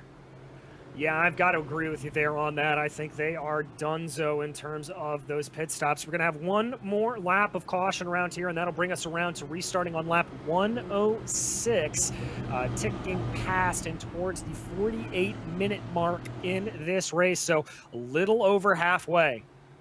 Yeah, a little over halfway. And by the way, notice there, I thought Conker did a better job at keeping with the restart than Dinkel has. Conker was right up on the bumper. Maybe it's because we didn't go long enough to get a fair look at it, but Conker did an amazing job on that restart, I thought. Yeah, he really did. He was able to challenge Acosta there for a little bit, recognized it wasn't what happening, backed down into that lower groove, and then just kept himself behind it. It's one of the best challenges we've seen to Abner Acosta starting on that outside lane this entire race. Yeah, it really is. So the pace car is still out here, so we're going to go around. At this time, if I was Acosta, I'd wait till the green flag. I would completely mess with the strategy that I've been doing. And here's Mark Kalin back in the field here. We're going to watch him here. This pace car is going to pull down this time. Let's watch the restart from Kalin's view. Let's see how it looks back here a few rows back. Let's watch this here. Indeed is there. They get on it. Acosta with a huge jump on the field. Mark Kalin trying to find a slot to get himself into there as they're going to work their way down. That's going to be Joshua Daniels trying to make a little bit of a move there on Eric Haig, trying to work his way forward. Kalin trying to get to the inside of that damaged machine there of Cody Evanson, trying to see what it is. A little bit of Noah's Ark coming out of the corner again. A big wiggle from Mark Kalin. That was a big wiggle on the outside of Mark Kalin as well. Who that car is, I think it was a 33, I think I saw. But that was a big wiggle by both of them there. Meanwhile, up front, I do want to point out on this restart, Trent Dinkel did get a great jump and has taken second place back. Conkle is stuck on the outside here, and he's now down to 4th and about to be 5th with the 77 inside him.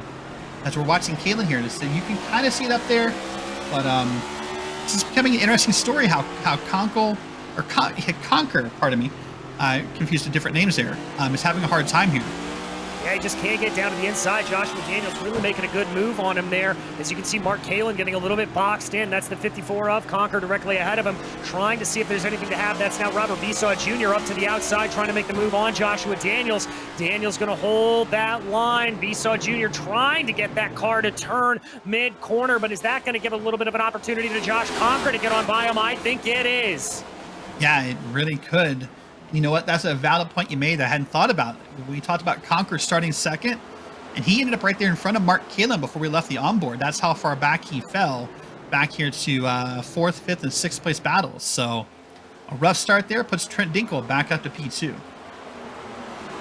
Yes, it does, and they're pulling away from the field, a gap of about 1.5 seconds. That is arguably the biggest breakaway we've seen over the course of this race from those leaders, but Joshua Daniels back into the position. Here comes the 89, trying to come down there on the 37. Wow, that was a catch if I ever saw one.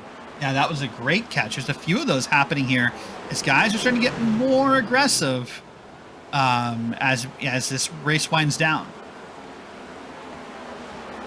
Yeah, indeed. They know the clock is ticking here, both literally and metaphorically. Mark Kalin still trying to make that move work on Cody Evanson here, going this way and that as they go, trying to see what it is. Not able to get it there off of 4.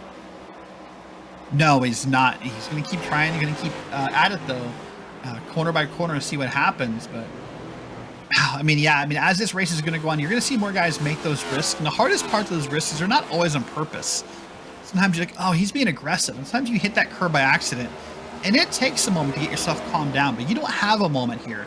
About the time you get just up to full speed in fourth gear here, it's time to get in the brakes again. Yeah, exactly. It is that constant back and forth as they go, working down through the corner there. Besaw Jr. trying to see if he can get anything on Josh Conker. Eric Haig, by the way, got freight train, fell all the way down to the caution. field. And that's Haig with the caution as he sets the fastest lap of the race. Let's take a look and see what happens here. Yeah, he was spun around. Let's watch Haig here. Just going to lose it out of this corner. Gets it almost 45 degrees, and they put the caution out there. So it's a single car incident. Yeah, I mean, that's unfortunate, but also fortunate, because spinning like that out of the corner, that could be way worse than just a little bit of a front end tap on that wall. Yeah, indeed it can, and that's going to send him all the way down the order into 20th. Brendan Walter popping down pit lane here. Not sure what his strategy is going to be. Haig is as well. That's probably for just a wee bit of damage repair if he can get it done. And there's no point. I mean, there's no reason for Haig not to. Like, what does he lose now by coming down and putting fresh tires on it? The answer is nothing. He's already going to start in the back or the back of the lead lap because of, you know, being the caution car. So might as well. He's down here in pit road. Funny enough, I say that, and I don't see the tires popping up. I see fuel and damage maybe, so maybe he'll come around a second time, but there's no indication he's taking tires yet. Oh, there he comes, and that was just fuel and damage. All right, so Haig going to come back out on track here and come back around. Let's see what he can do. He's clearly got a quick car underneath him. Yeah, he clearly does. And what he also has now is some frustration. He's going to drive a little angry, and that can be a positive sometimes. Sometimes that's how you got to drive these cars to make a move. You got to drive angry because you know you're better than your current spot. This is Eric Papano on pit road, by the way. We saw him slightly involved a couple cautions ago, and we're going to wait and see what happens here. Once again, I don't see the car being lifted for tires, so we're going to assume he's just getting damage fixed or putting gas in the car as well. Yeah, that looks like it is damage repair there for him. Not really sure what he would have picked it up for, but maybe just a little bit of the bumping and banging, seeing if he can pick up a few things. We're getting reports bumping and banging a little bit with Eric Haig over the course of that race, over that run. That is what forced Haig down the field, so definitely some damage there to him, and that's what he was getting repaired. Yeah, definitely so. So, yes, earlier, all these guys, sometimes... you asked earlier about why do you get it fixed or why do you get the aero fixed? Sometimes it's about the mental aspect of getting it fixed. Sometimes knowing you got your car fixed, that mental side of, oh man, this car's running better. It's really not. It's the same RPMs, it's the same damage, it's the same top speed, but you feel good. And sometimes that means more than just how the car reacts sometimes. Yeah, indeed. And you've got to feel out that reaction. I've got to say here, Byron Mcdonald looking very, very good here today. He's running 12th with that heavily damaged car, and he has been able to keep his nose in the fight of a lot of this. So massive, massive shout out here to the number 8 machine. He is running a great race. Yeah, he really is. And it's not over yet. Pace car is down, by the way. We're about to go green once again with Trent Dinkle on the outside. Indeed. Let's see what Zinke can do with Joshua Daniels down to the inside of that as well. Little bit of formation flying, I think, there as they come down into the corner. That's going to be Conker trying to make something work on the high side. It's not going to happen. Dinkle's going to be able to slot down into the line. Joshua Daniels down to the inside, but that is Conker up around the high side. That's a great move by Conker to get up there and make that pass and show some dominance and show some confidence in what he's doing. Oh, we're going to wreck here. Oh, that's Kalen and, oh my gosh, a whole bunch of others, including Byron Mcdonald here on the front straight. That is what we call the big one here at Martinsville. Lots and lots of cars involved, a complete track blockage. That's not good. Let's go and watch here and see what happened. Okay, this is going to be out of 3 and 4. Actually, out of 1 and 2, coming to 3 and 4. This is Gsrc Jr. and Evenson there. Evenson gets a little bit squirrely. He collects Mark Kalin. They get sideways, and the rest of the field behind them just has absolutely nowhere to go. No, what I'd like to do, if we could, is pick a driver pretty far back here. Maybe Charles Sumner, and watch as he finds this wreck out of here. Because you're going to see that probably coming out in the middle of the corner is when the wreck starts. He has no idea. Like, let's watch here. This is Eric Papano. Watches this wreck forms. How fast it's going to form in front of him. This is going to be out of 1 and 2. Now we're going to come to 3 and 4. So probably right about here. The wreck has started. There you can see it, and you can just see the stack up there. Nowhere for Papano to go at all. And very little warning, actually. I mean, that's probably a little bit better than I thought it was, because it was towards the middle of the straightaway when he found it. But very little warning. All you're gonna hear from your spotter is, you know, slow car up high or slow car in the front straight. Oh, like that's a nice avoidance there by Pat Harvey. But that's luck. But hey, sometimes luck is more important than skill.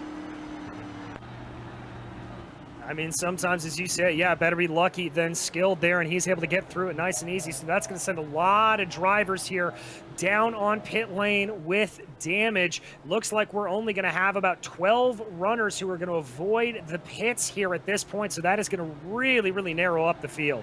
It does narrow up the field, but it also makes a point here that now you have to start thinking about what can happen in this field. I mean, we're more than halfway done, whether it be on time or laps. But now, hey, listen, if I'm McDonald in 12th, maybe Papano or Glover, who was not involved in this caution. If I know all those cars are wrecked, if I'm Glover in 10th, if I'm Walter in 9th, if I'm Witt up in 8th even, what do I have to lose by pitting and putting tires in the car? I'm probably going to come out exactly where I went in, and now I'm P8 with fresher tires than everyone up ahead of me. This is where this risk becomes more less risky and more fruitful, in my opinion. Yeah, exactly. As you said, what do you have to lose here at this point? You might as well go for it as we tick closer. We're only about a minute away from the hour mark here in this race, and that means that it will be 30 minutes to go. If I can throw that many numbers at you here on this broadcast, as we should have one more lap of caution after this, if my numbers are correct. Yeah, we'll take a look and see if they double file here. That'll be the indication that we're going to go green. But with that big wreck, I think it does change the strategy. I mean, for Acosta, for Dinkle, for Conquer, for Daniels, probably Besaw, it doesn't change. By the way, Pat Harvey up to 6th after avoiding that wreck, by the way. Yeah, great move there for Pat. He's going to be very, very happy with it, I think, as there they go their way around. Just like we've said a couple of times before, it's going to be Acosta, Dinkle, Daniels, and Conquer. Yeah, not much different. Besaw in 5th, Harvey up in 6th, and then Walden up in 7th. Those will sort of be the new entrants there. We'll see what happens here. Now we can see Acosta start the race again. And we'll have to see where he decides to get on that loud pedal. You can see the damage there turn Dinkle's car as he comes around the corner. Gets on it nice and early there, and it looks like behind him, Josh Conquer was able to read that jump pretty well. He's going to be the inside of Trent Dinkle and get the move done. Almost putting the chrome horn to his teammate, and there's a big stack up, but the leader's able to make it through nice and easy. Oh, that was a chrome horn for sure. He really got to the back of Acosta and got him turned about 20, 30 degrees, but Acosta saved it. And that was a good save by everybody and a good way not to wreck the field all the way behind him. Yeah, very, very heads-up play there as we now follow around there. That's the 26 of Michael Witt. Remember, he was running high as 3rd or 4th earlier on in this race. He's had to kind of work his way back up forward. Big clobber down to the inside. Did everybody make it through that okay? They did not. Well, that's Brandon Walter turned around on the outside wall there. He's got it turned around, and he'll get it moving again. But I think there was some contact to help him get turned around here in this corner. Yeah, I think there was too. I just caught it out of the corner of my eye. Somebody came in a little bit too deep. It may have been it was the 84. Yeah, that was contact there with Walter, and that's what forced him to go down and clobber that curb. Let's watch it again here. What's going to happen? We're going to see him come out of this corner here. He's going to be on the outside of the 84 coming into the corner. Oh, no, he's going to turn in. No, he's going to turn in, DJ. At first, I thought the 84 came up, but no, he turns down to the 84, and he spins himself around there. Yeah, I got to put that firmly on Brandon Walter as well, as Walter is now going to come down pit lane, as is, it looks like, Baron Glover, Clayton Ham, and Adam Zemke, all of them coming down. Drivers still in pit lane include Byron McDonald, who we were praising earlier, and looks like Skip Gandy still getting some massive repairs done to that car as well. Yeah, lots of repairs need to be done here. So we'll wait and see here. Of course, you know, Walter's also been down in pit road, getting some damage fixed as well.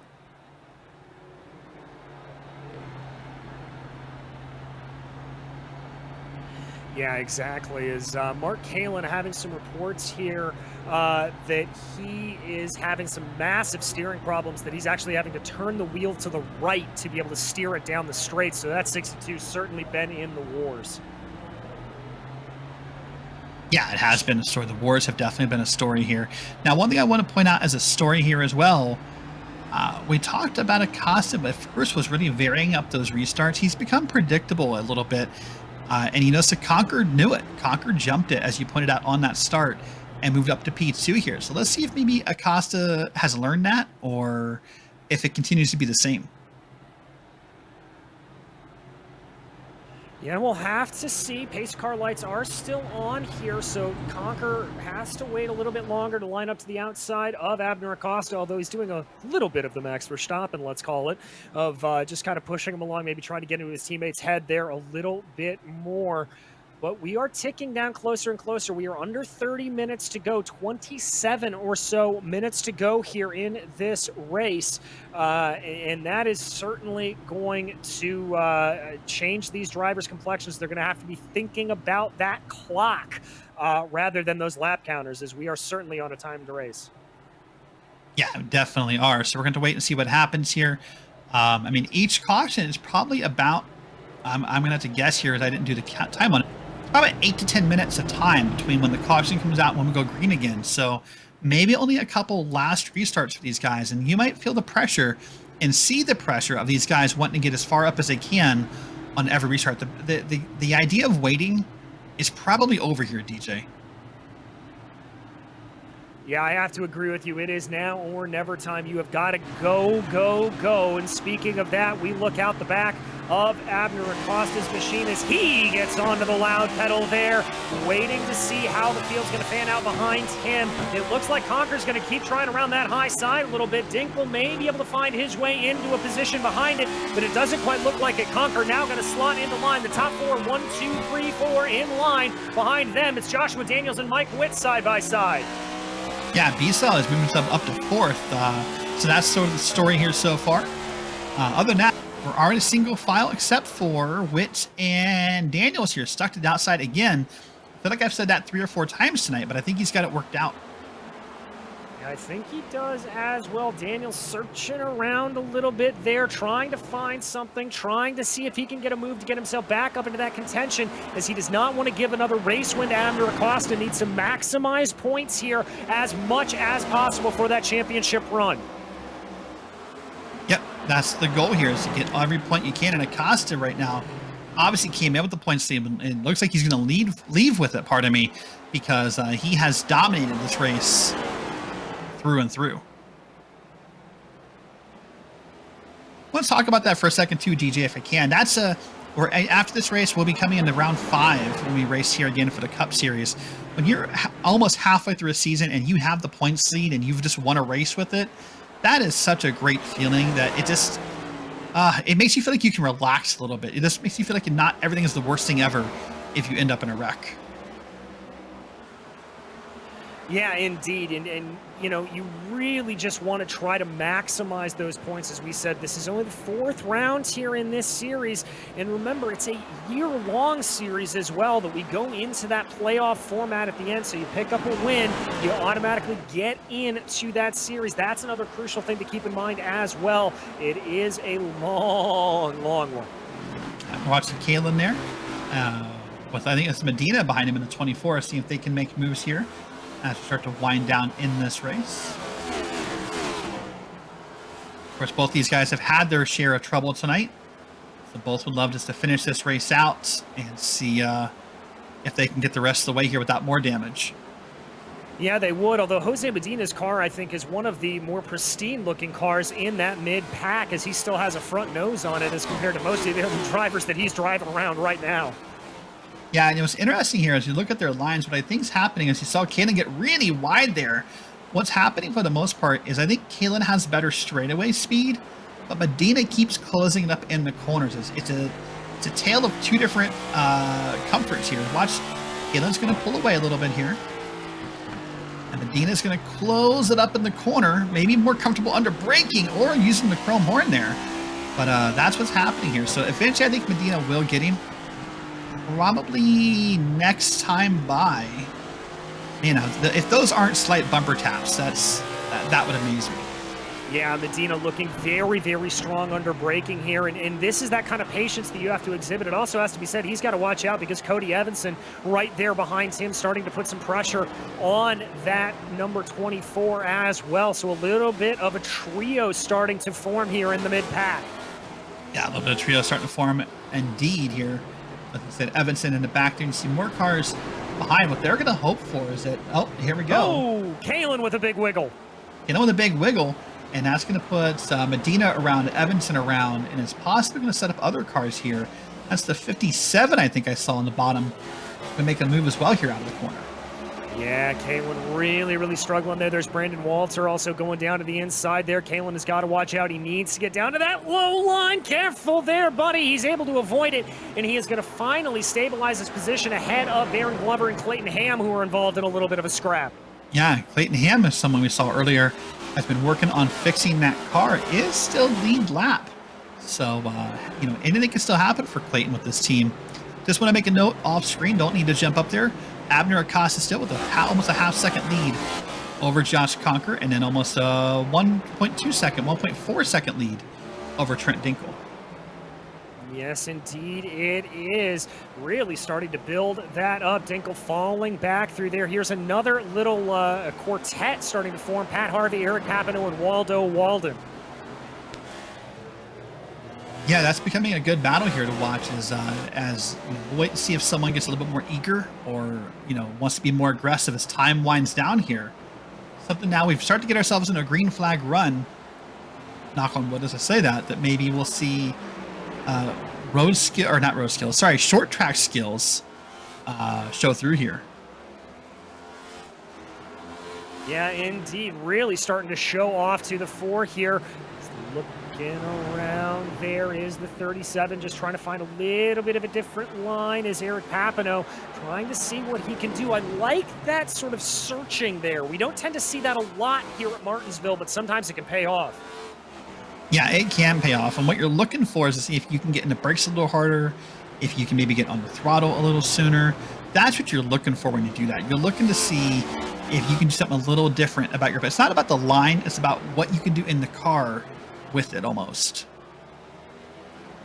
Yeah, exactly. It's once again feeling that rhythm, feeling the roll of the car, feeling how it's going to play itself out and go around and really make it work side by side there. That is Pat Harvey getting by Michael Witt.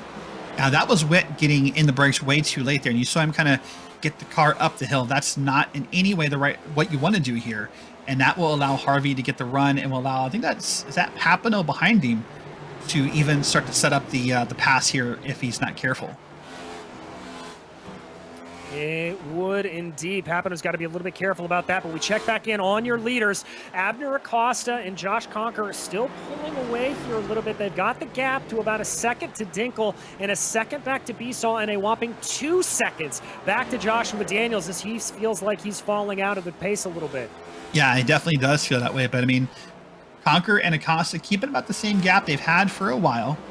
But yeah, beyond that, I mean, Dinkle's down to, you know, almost a second and a half.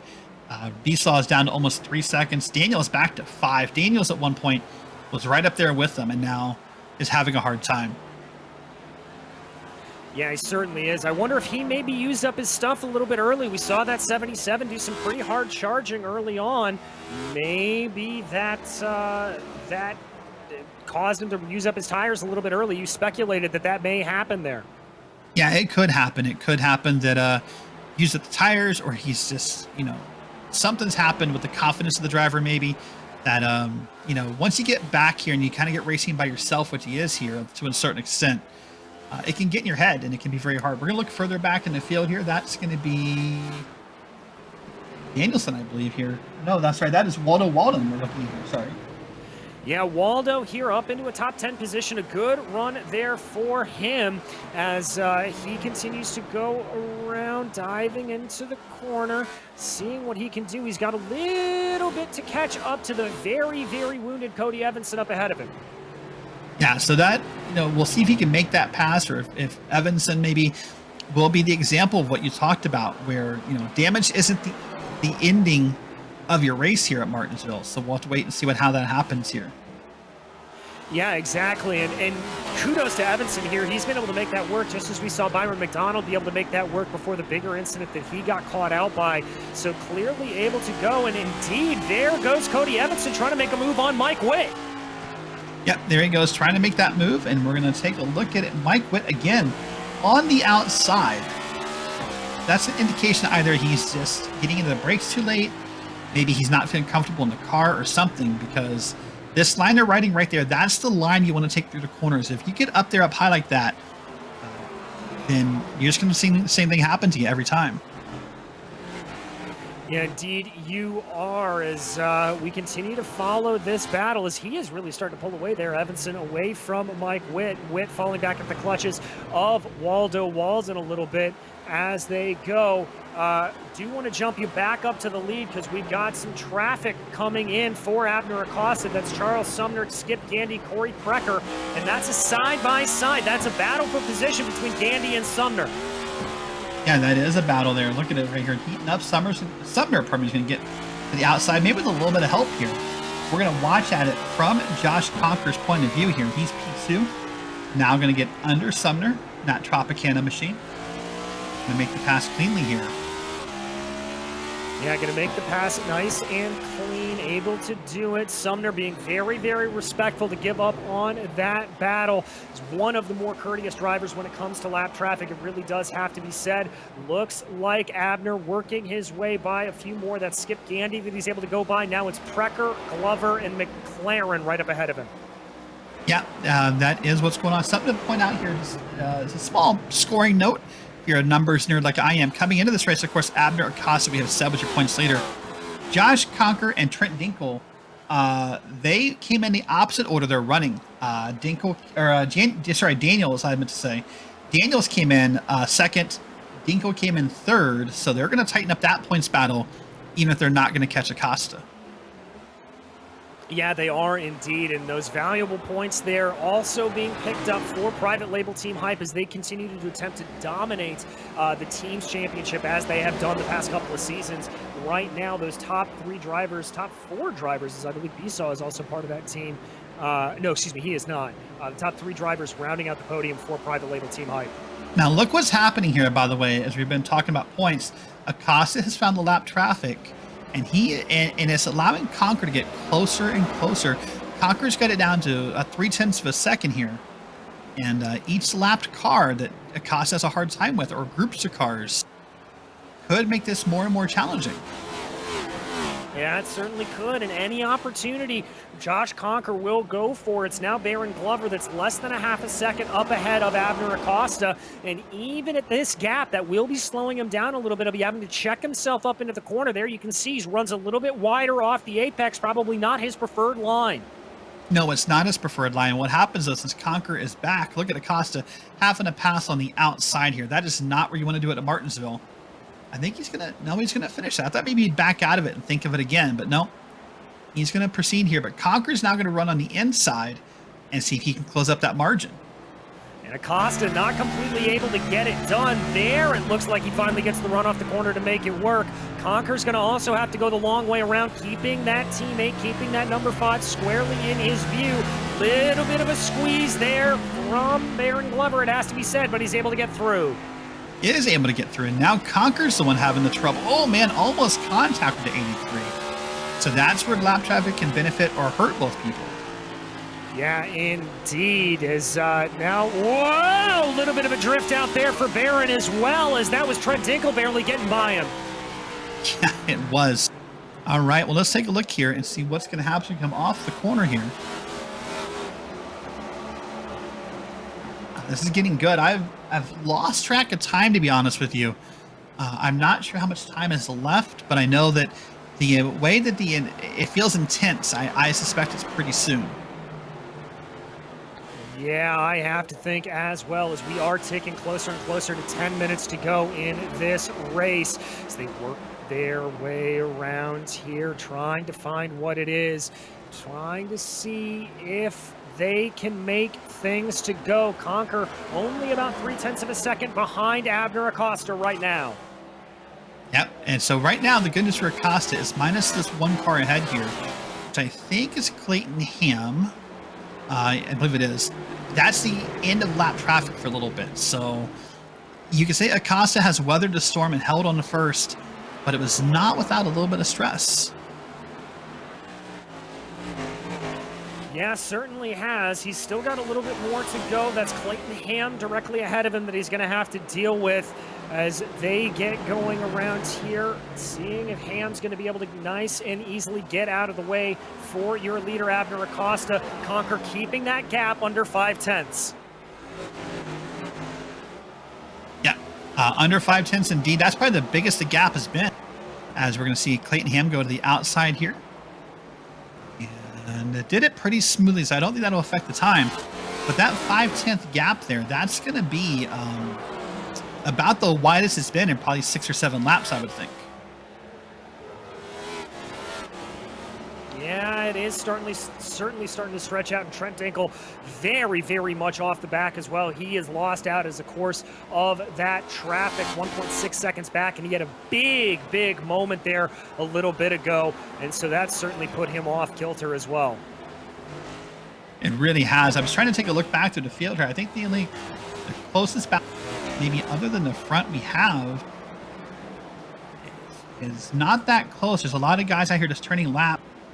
Adam Zinke, by the way, is trying to run down Medina. That's for 11th and 12th. That might be the closest thing we have other than our fight for the lead right now. Yeah, it really is very, very close stuff there. And I think you're right. This is that closest battle. Medina trying to hold off Zemke. Zemke's been in and out of the pits and able to keep that car relatively clean. It has to be said, a little bit of damage to the front and rear. Yeah, and of course, Zemke's the guy we talked about in pre-race, who came in here and practiced a lot before this race. Chopped about 2 seconds off of his lap time, put a lot of effort in, and it's showing here. He's gone from 25th to 12th in this race. Yeah, he's been able to stay out of a lot of the problems, able to stay nice and clean, doing nice and well as they continue to go around here, ticking closer. We have about 10.5 minutes to go at this race, and for guys like Josh Conquer, it is certainly go time. It really is go time, and it's go time more importantly, because with about 10.5 minutes left as we get a little bit more time off the clock, you're not even guaranteed another restart. Like, a caution could run out the clock at this moment, so you really have to just be on your toes and just get whatever you can get. We're going to ride on Conquer here again and watch him try to run down Acosta here. So, yeah, another lap car up ahead. And I think it'll, down on that curbing though. That's going to cost him a little bit of time. You saw that there on that onboard. Yeah, indeed, that will cost him a little bit of time. And remember here also for Josh Conquer that he's not necessarily running for the championship here in Season 2. He is just running to win races, so he may have a little bit of caution to the wind to be thrown here. Yeah, he might have a little bit of caution to throw the wind, because when you're not racing for points, you're racing for one thing, and that's a win. They're going to come up, I believe this is Mark Kalin here up ahead of them. I think this will be an easy time. Caleb wants to stay lead lap here, but I don't think he will. He's 13th. He's about to go a lap down for the first time. I don't think he'll pose any problems, but he's definitely not going to give it up that easily. No, I don't think he will either. Abner wants to keep going, and Mark Kalin not looking like he is going to let it off. Indeed, he's going to block it off there. Mark Kalin not wanting to let the leader on by. No, he's not. Now, in fact, he got a little tight there and had to lift, and it caused Acosta lift. Now Acosta to the inside of Kalin. And he's going to make the pass out of the corner. maybe down to the next corner. Caitlin's doing a good job up there. This is a time when I don't feel ill will towards the lap car for fighting, because he's still a fully powered car, or mostly powered. That was not a case where he was in the way. Looks like he had the ability to race up there. Man, we almost saw Conker get to the bumper of Acosta. I'm telling you now, DJ, if he finds that bumper, he's going to use it. Yeah, the only thing that may be preventing him to it is that private label on either side of the car. Ooh, big wiggle there for Josh Conker, though. That may prevent him from being able to use that bumper, as he had to catch the car coming out of 2. Yeah, I think that private label might be something you worry about tomorrow morning. But I think tonight, I think he can forget what it says for just a moment, just to help him, just to help him along the track, Yeah, indeed. There they go. The next cars that they're going to come up behind, this is going to be 12th, 11th, and 10th. Adam Zinke, Jose Medina, and Waldo Walden. Now, thankfully for them, they're pretty well spaced out, so it's not going to be that big gaggle that we saw them have to deal with a little bit ago. Yeah, if we can get one more time real quick as we come through corners, we can get an onboard of Conker, if our director Joe doesn't mind. Watch his hands. We talked a lot about hands tonight. If we can see his camera here, his wheel's a little harder to see as it's kind of down low. I want to see how much he's using his hands here.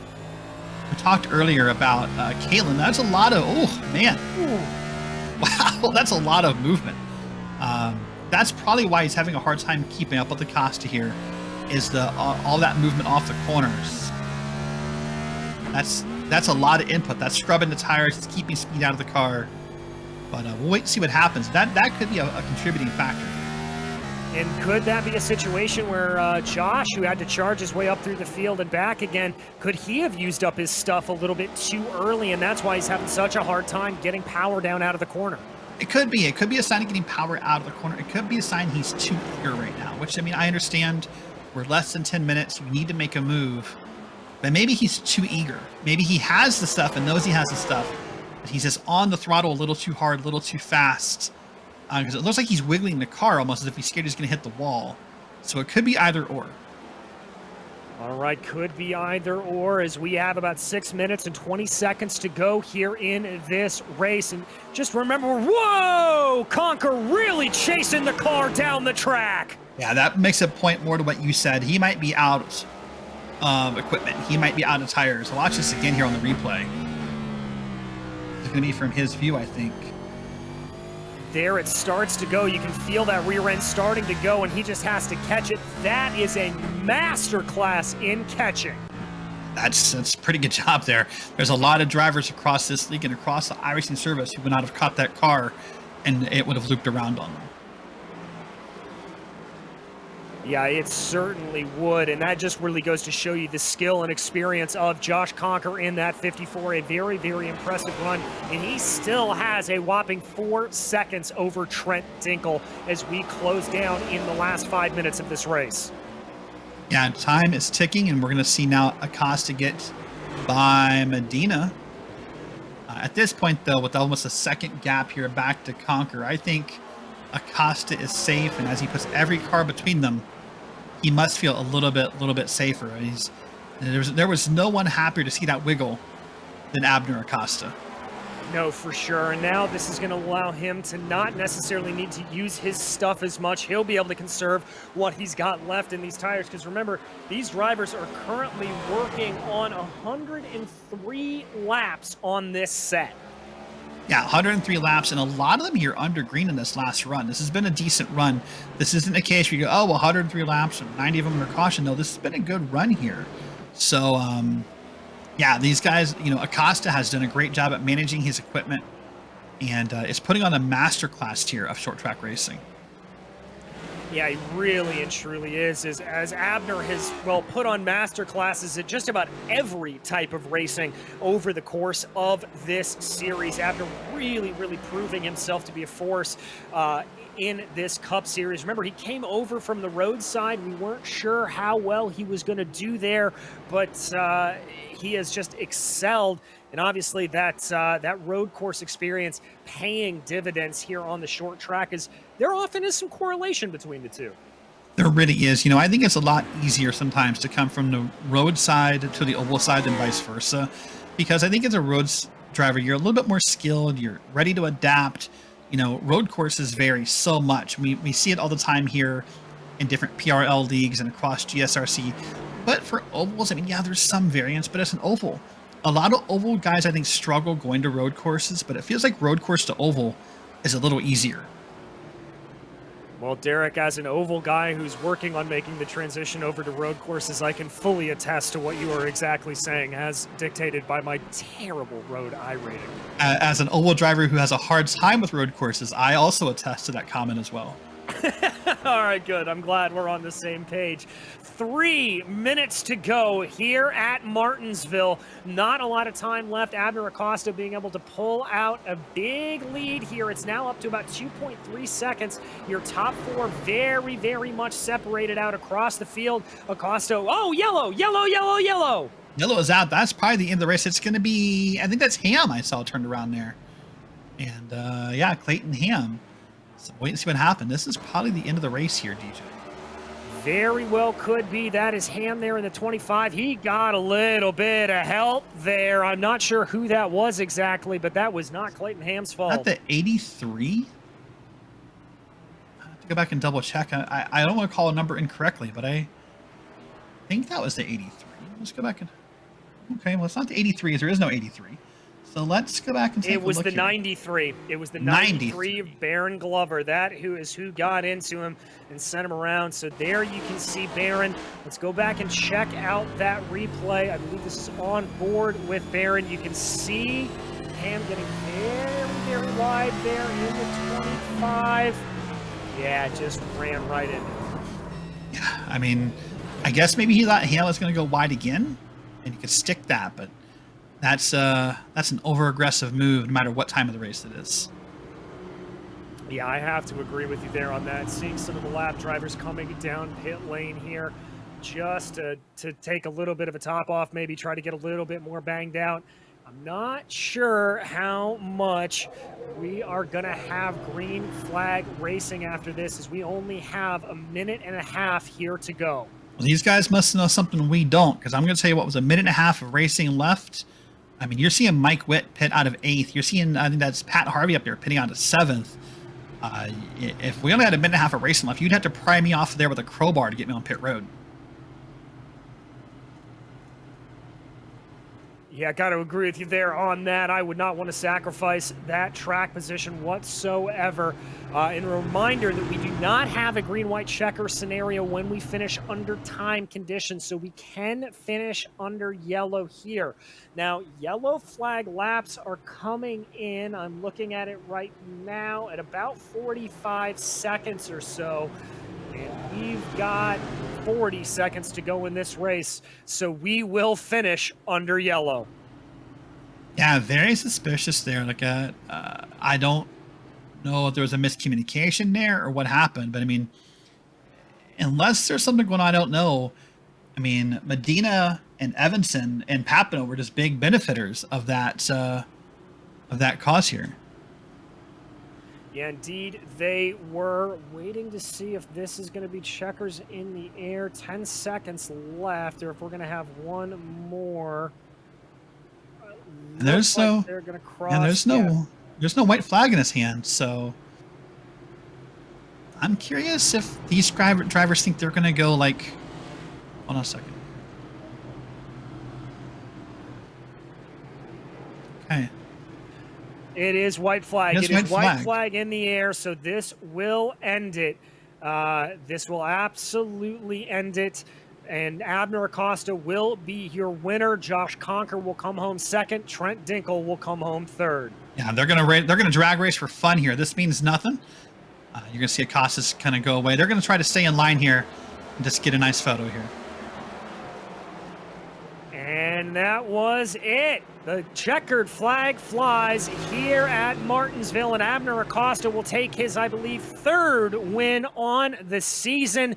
A great drive for the number 5, and another sweep for private label Team Hype 1, 2, 3. We are going to jump to a quick break, but do not go anywhere, because we will be back with the unofficial race results as well as driver interviews, so don't go anywhere.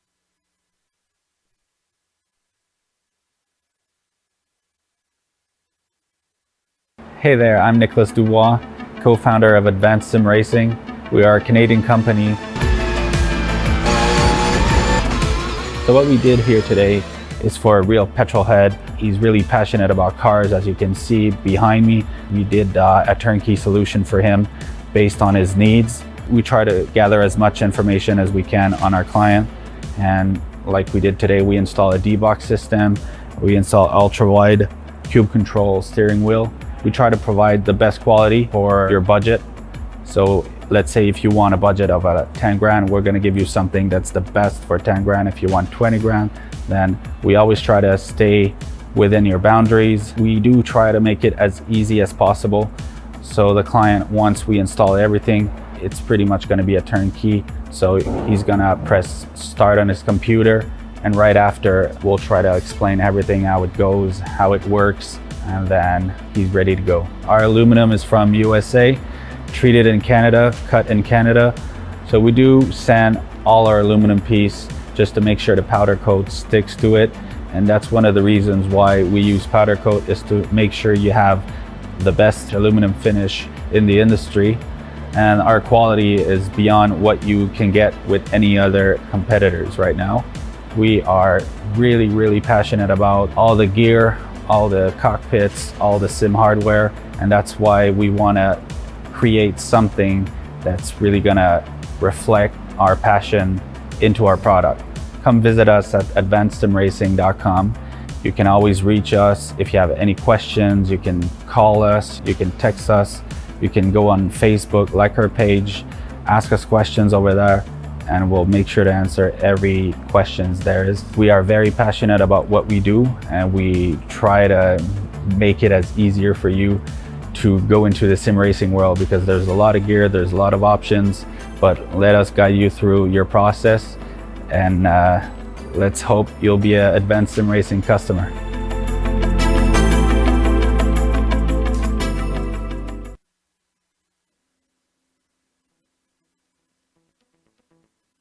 Welcome back to Martinsville Speedway. You just watched as Abner Acosta took his third win of the season and start to solidify himself as the championship contender that he is. Josh Conker was able to finish behind him with Trent Dinkle in third, Joshua Daniels and Eric Papano rounding out your top five.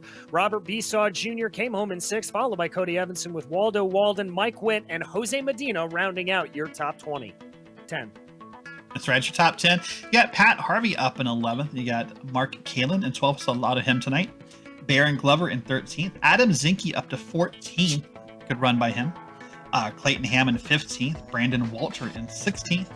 Dan McLaren 17th. P18 is Skip Gandy. Charles Sumner in P19. And Cody Precker rounds out your top 20. In 21st, it was Scotty Johnson, followed by Byron McDonald with Eric Hagan 23rd, and Luke Christian in 24th. Multiple laps down, he, Anderson, Richard Regan Jr., and Jason Larson. Non-finishers here today, unfortunately, but we have been able to catch up with your pole sitter, the driver who led every lap of the race and eventual race winner.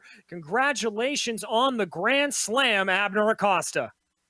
Hello, guys. Good evening. Thank you. Yeah, they did not expect to dominate this much just by practice times and everything, but I guess with a little bit of luck and just things played out, I guess. Well, things played out indeed, and it looked like were really able to stay ahead on those restarts in particular. Talk me through a little bit about your mentality. We were kind of talking about how you're changing up your strategy there going along through it. Well, yeah, usually all my restarts, the way that I guess I would explain it is wherever everybody else is uncomfortable, that's where I do my restarts. But we did have some teammates. I had Josh and Trent, so there were some restarts that I was calling it out so we could get a good gap and just get them all cleared. So yeah, that was pretty much the strategy. Well, and in terms of that strategy, I mean, how much communication were you guys in over the course of the race? Obviously, a 1, 2, 3 for private label has got to feel good, but were you all just sort of working together there to make sure you could hold on to those top spots? Oh yeah, we're talking through the whole race to each other, so communication is very high between us and Brandon as well. So yeah, no, we're talking through the whole race, working everything out. If we're pitting, not pitting, tires, seeing where other people that have pit, where they're at. And we have also Ty and Tommy calling those things out. So yeah, we definitely have a lot of communication. Everything that happens on the track, we're definitely strategizing every time. Well, Abner, it's another victory here today. Is there anybody you would like to thank for this Grand Slam? Yes, I want to thank Private Label Team Hype, Ethica, PRL for hosting the league and having everybody work every night on everything they do. You guys at Gsrc and the guys that were on tonight: Tommy, Ty, Brandon, Josh, Trent, and basically we got the 1, 2, 3. And Brandon was doing really good. He just had a little hiccup there, but yeah, all of those guys, thank you. Well, thank you, Abner, and congratulations once again. All right, thank you. Have a good night. It was Abner Acosta, your victor here today. And now I believe, Derek, you have caught up with P2, Mr. Josh Conker. That's right. He's the driver of the 54 car. Josh, good run tonight, finishing P2 all the way up from 21st. Talk us through how you felt about this race.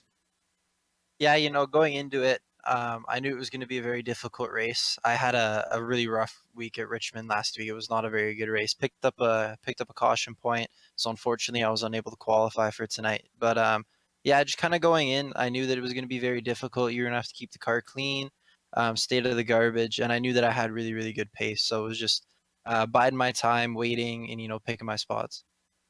Yeah. As we were watching towards the end of the race, it looked like you were having a hard time. Lots of hand movement in the wheel. Did the car tighten up on you? Did you just burn up the tires? What happened to you?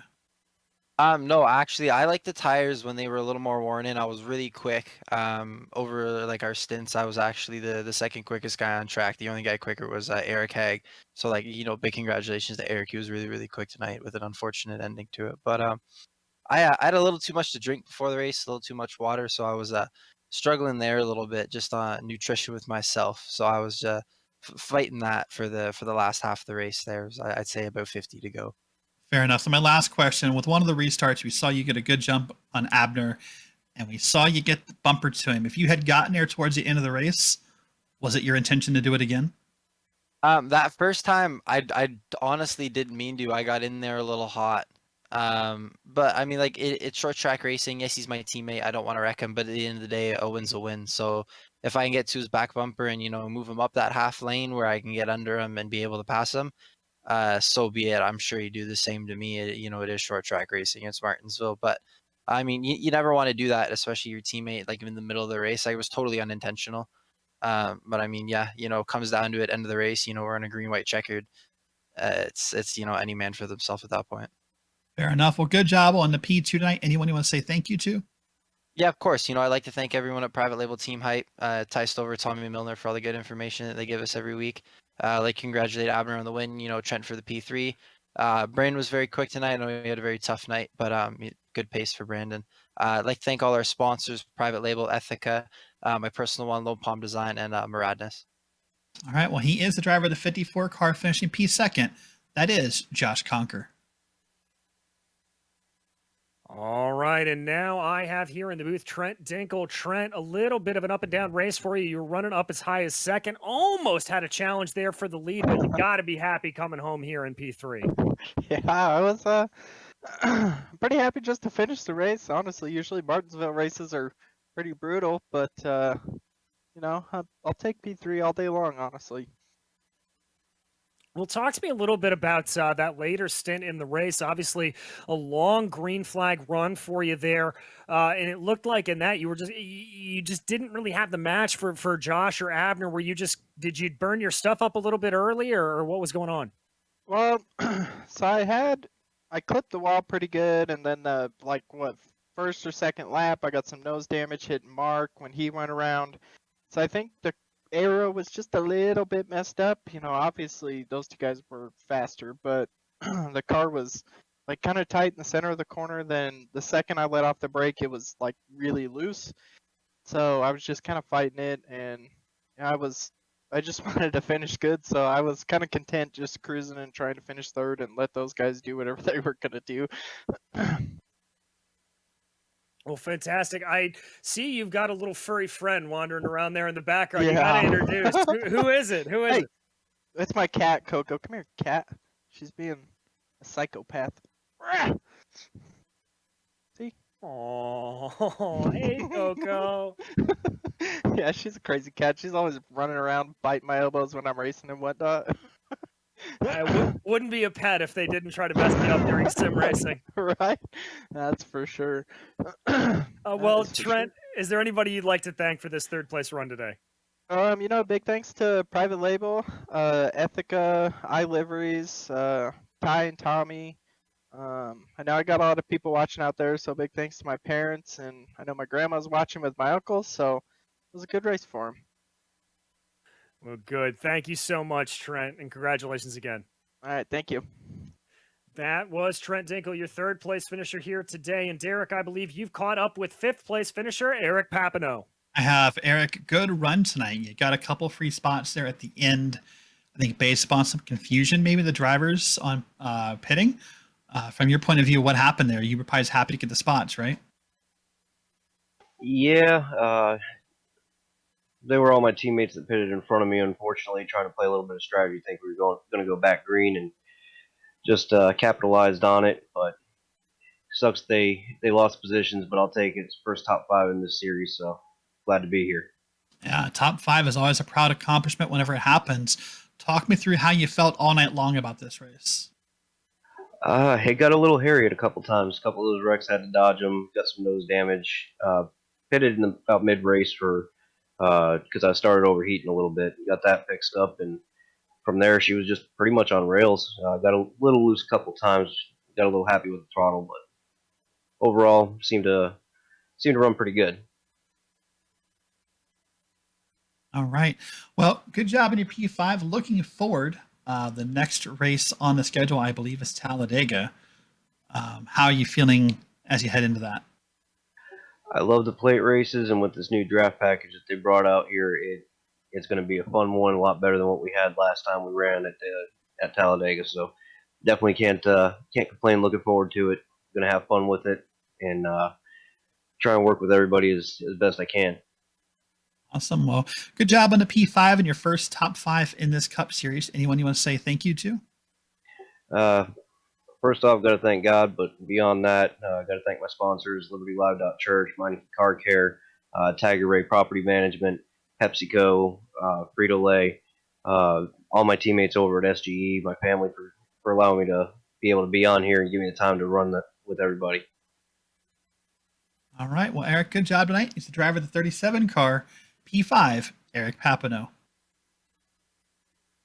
Well, folks, that's about going to wrap things up for us on the channel here tonight. But before we go, we'd like to thank again our sponsors for the channel, ASR. They design and build the sturdiest, most durable aluminum profile racing simulation cockpits available on the market today. Visit them at advancedsimracing.com. RaceLab. It helps you to improve your driving skills. Start using it now for free at RaceLab.app. ButtKicker. Feel what you've been missing at thebuttkicker.com. NinjaTrader. Visit NinjaTrader.com to get started with a risk-free trading simulator and start tracking your performance. And finally, the Majors Garage, home of free Baseline Plus setups. Use our special discount code MajorsGSRC and you'll get 10% off, and you can find it by clicking on the link below in the description. Thanks also to the companies that provide the software and hardware for our broadcast listed here on your screen. In additional thanks go to June Lalonde, who provides our wonderful music. Check out her Bandcamp for more of her awesome work.